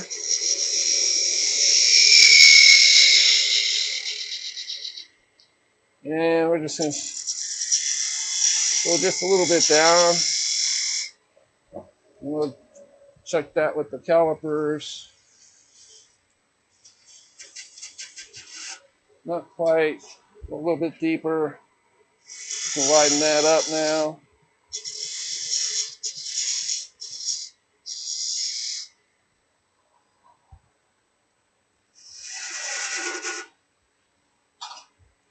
It's good. I don't want to go too small. All right, we got what we wanted. I'll just make it a little bit deeper. 10 in there.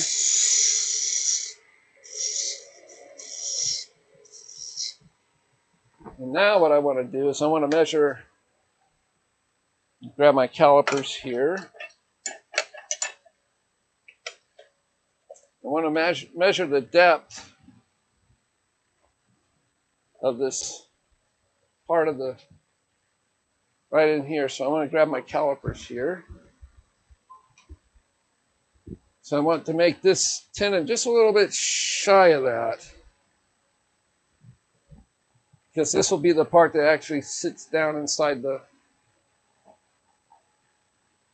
this section here.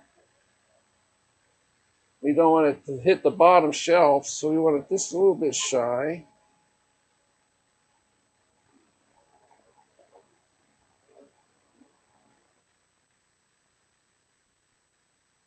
Good.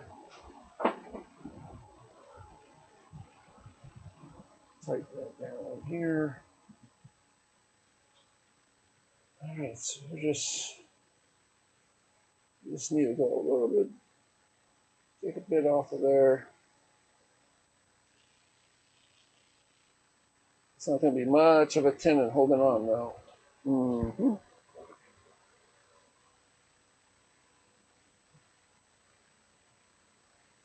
All right, so I'm trying to sort my mind here real quick. I worked on this last time.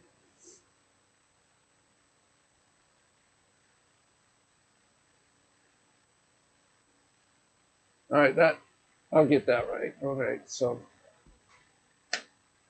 we're going to leave that tenon like that as it is.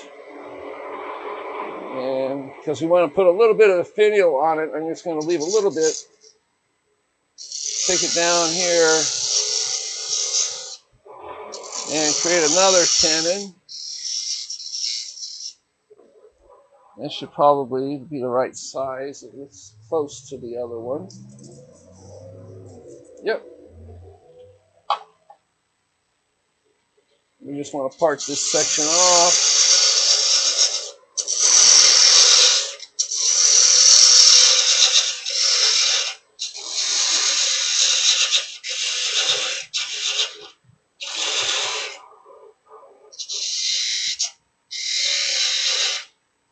Make sure we have sharp corners on both of these sides here.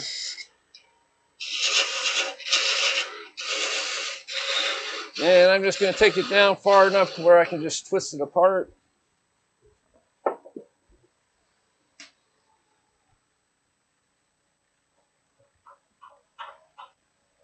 There we go. So now we got our piece for create the lid. Let me get some of these tools out of the way. Back this up. Take this out.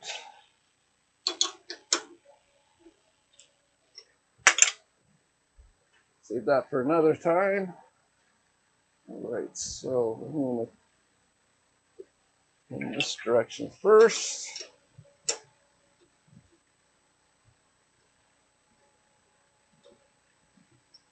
Tighten that down. It's the shoulders. All right.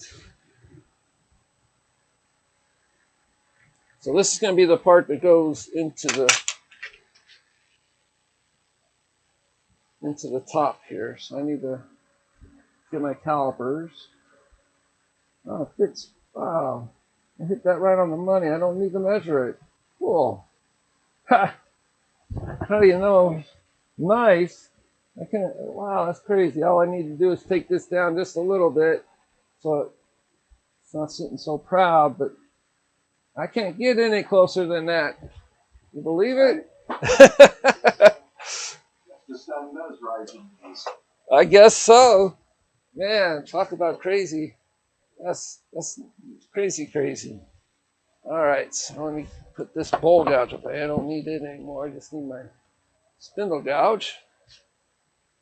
So we're just going to clean this up and just take it down just a little bit. And the tool rest isn't exactly where the height I want.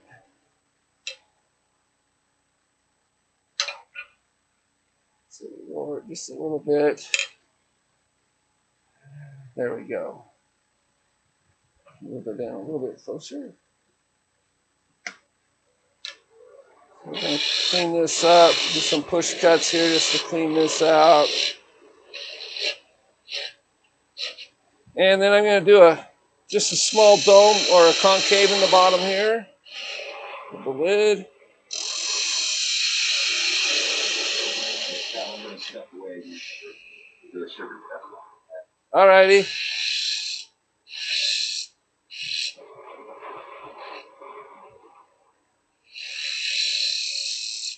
We need to just take this down a little bit.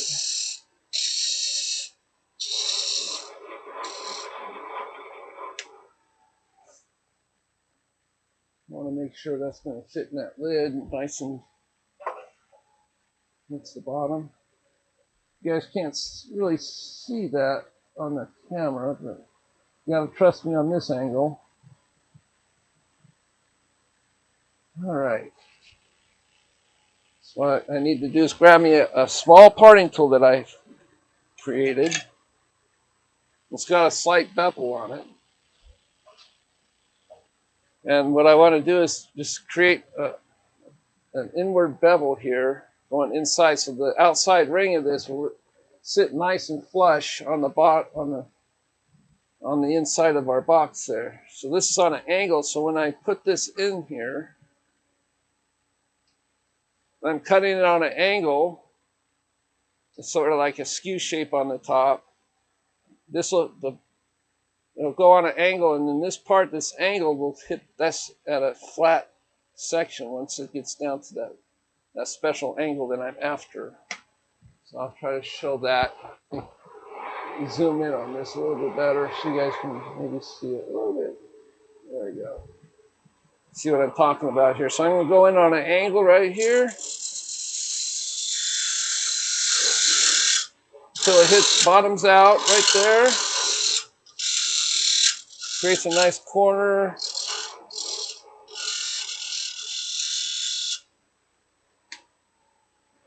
So now we got sort of a concave or bevel in there. So when I put this up against here, it's going to rest right up against the bottom of the inside the box there, right up against the wood. That's what I was looking for. So I'm going to touch this with some sand, do a little bit more work with that, and then I'm going to add a little more texture like we did on the bottom.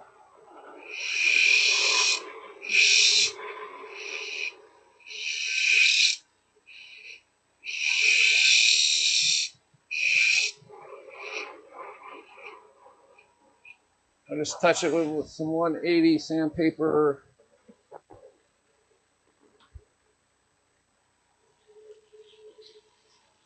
Roll this real quick. Turn the lathe down.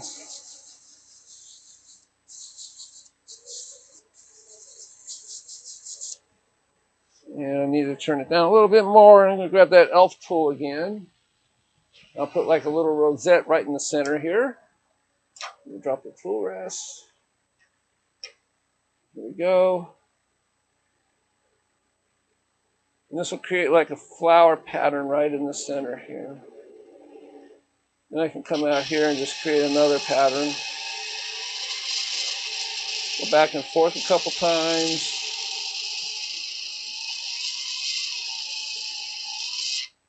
We'll see what we came up with. All right, nice delicate features there. It's always nice to see and you open a lid and look in the bottom there. Get some lines there just to accentuate the detail.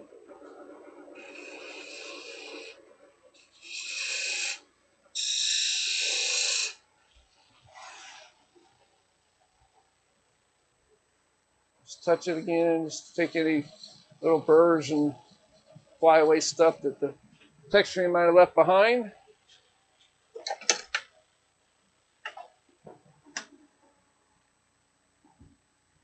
What is it? 1 o'clock. Oh, okay, we're doing all right.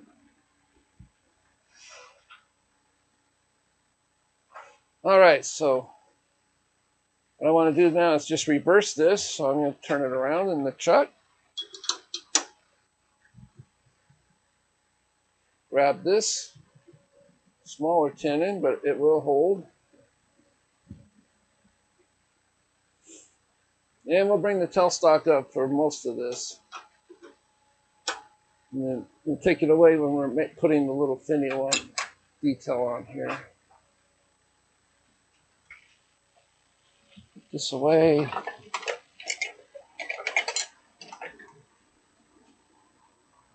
Tailstock, right center.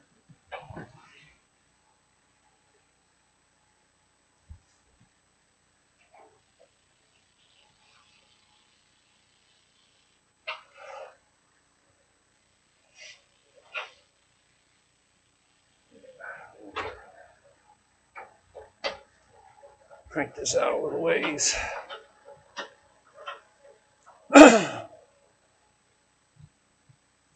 Although, let's see, pitch, yeah. Where are you? Yeah, let's use this one. I got a smaller tool rest here. This one will work better. So allow me to get my tool rest a little bit closer without extending it too far.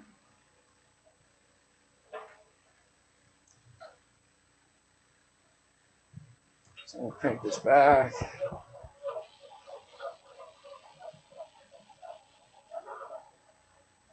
So this is a little 4-inch tool rest. I believe that's the size of it. Oh, yes, 4-inch tool rest.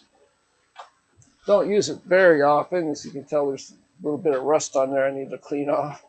A little moisture problem here in the shop, I guess. Are you back, Dane? Thought I heard him. Any questions? Yes. How long is that top piece, including the finish? How long is this? Well, I wasn't. Yeah, that piece of wood, the top piece of wood you have. It's just about 1 3/4. Okay. And the opening is, it's like 1 5/8 thereabouts on the box. But I adjusted the size here so it'll fit right in the box there. Oh, yes, yeah, I see that. I see how you fit that. That was just kind of threw me for a loop there because I wasn't expecting it to fit perfectly the first time. But I sat it up there and I was like, oh, wait a minute, that's good. We'll just leave it alone. All right, so what I want to do is I want to peel a bunch of this away. And that's why I brought the tailstock up, just for added support because the tenon is a little small.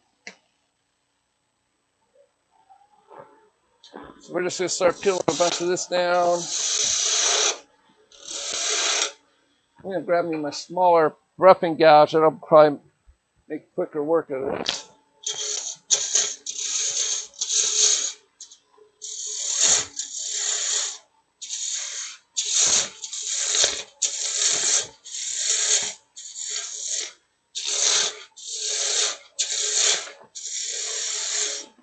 So this section, the smaller section, is where the finial will be.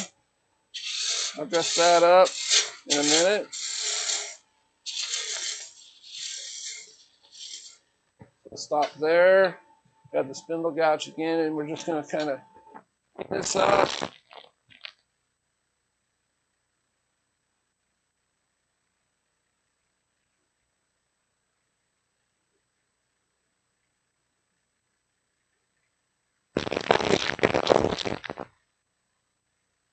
So I'm going to start up here.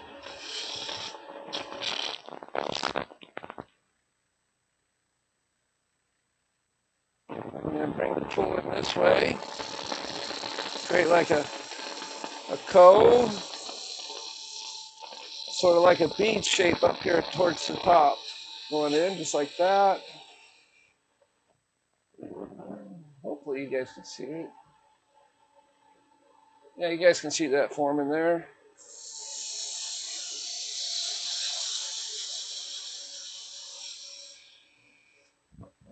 I am going to do something here real quick that I didn't see a minute ago. Forgot I moved my headstock back a little ways. So I'm going to recenter everything. I just looked in the camera and just noticed that. There we go.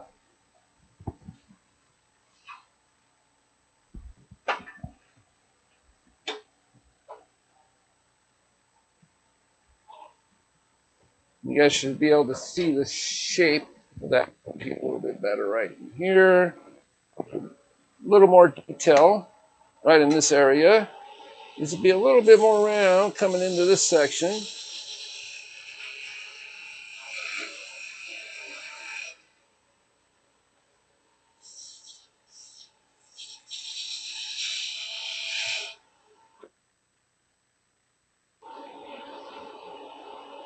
And I'm going to grab my parting tool and very carefully create a chamfer along this edge here, kind of an angle. There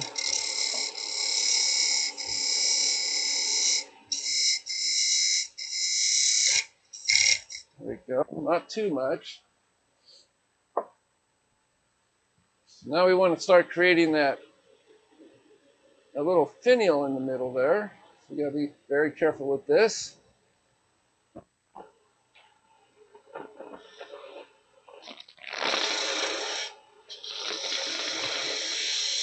It's kind of a knob that goes, it's easy to grab with the fingers and take the lid off.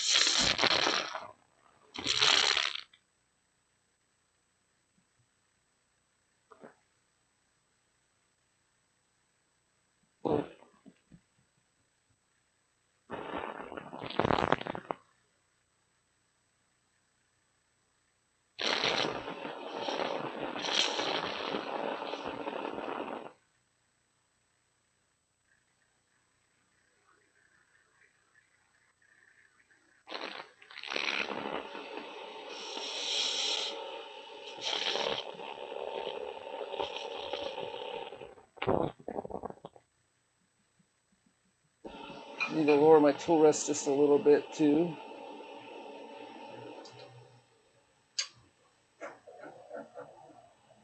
A better angle here.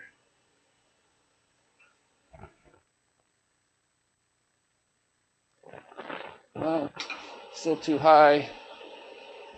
There we go.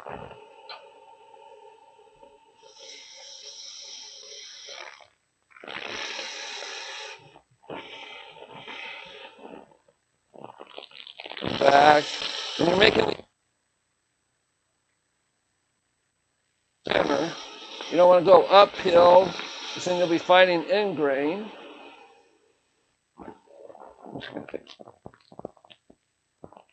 Yeah.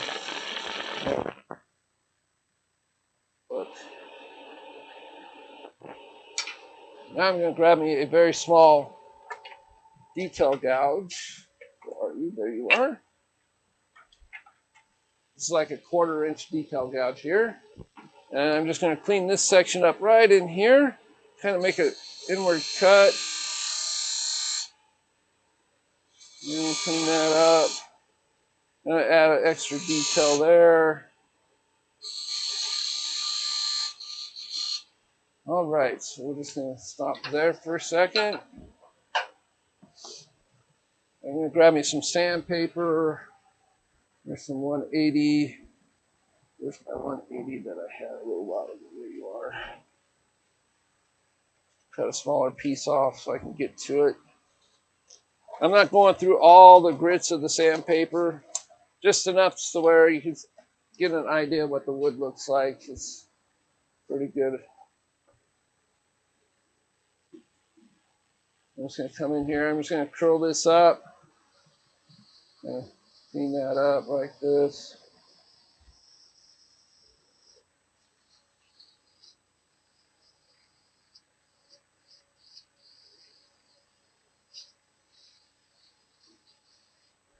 And I take that corner of the sandpaper, get it down in this area.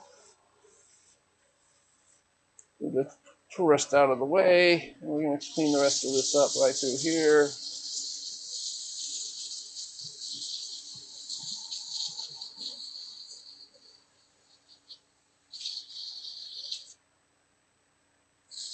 And we're going to take a 10-minute break when I get this done. We're just about there.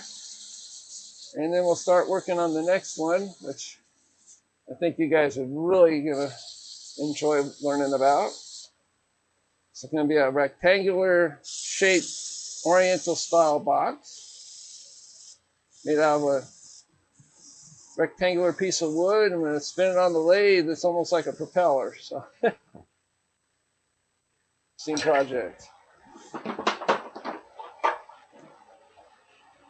All right, I'll get some of this stuff out of the way here. So I'm back up my tailstock. And then we can clean that little edge up there on the top of the finial.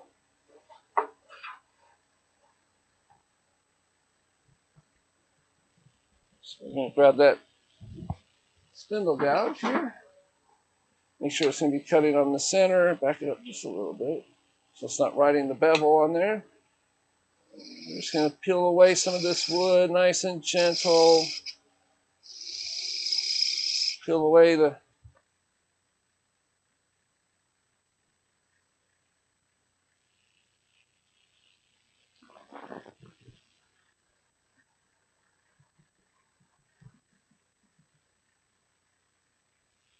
and let's see what that looks. Looks pretty good. I need to adjust this just a little bit. It's got a little bit of tear out right there. So I want to gently gently cut that with my smaller spindle gouge here. It's going to kind of come in there just ever slightly, and then we'll resand that spot. So there's a little bit of tear out right here. And I want that area to be nice and crisp, not round over. There we go. I'm going to round over the top just a little bit. I'm back. Oh, there you are. Well, I got the finial done for the box lid, for the whole box lid thing anyway. What happened to my piece of sandpaper? I just had it. I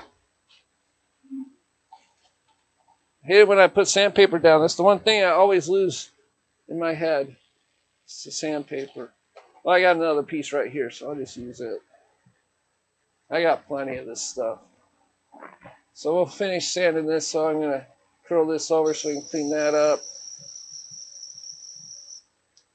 Sand off the top. Then I'm going to put a couple little lines in the top. So you get the cutting order work raised off the lid. I like Yeah? Yeah. It's nice. Good. Detail. In reality, what do you usually sand that to? About 400? Yeah, 400, or depending on the wood, sometimes 600. Okay. Some woods, to get a good finish, when you apply a finish, some woods you need to put that little extra sanding in there, a little higher grit. So I'm just going to put a couple little details. I'm going to switch cameras so you guys can see that. There's 3 cameras there. Uh-oh. Kind of lost that bottom one, but that's all right. You guys want to just look at that one right there, the top right. Right. So I'm just going to put a little bit of a line there. So I need to take this one a little bit deeper. And I'm just going to touch it with that white Scotch-Brite pad. And we'll go over this whole thing with it, kind of almost give it a slight polish.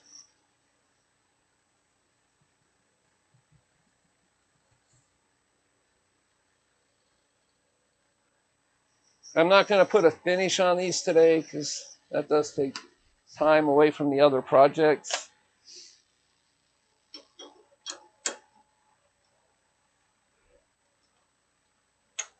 All right, so I would hand sand this. There's a little bit of a ridge right here. I just take some sandpaper and go around it.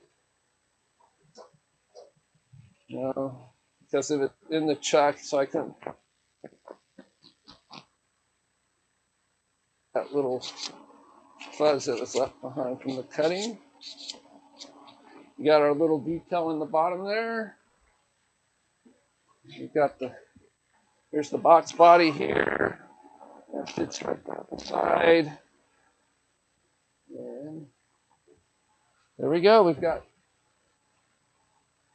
3-corner box right there. Kind of a snug fit. I'll probably take a little bit of sandpaper to it to adjust it just a little bit. But there we go. Well done, Scott. All right, so that one's done.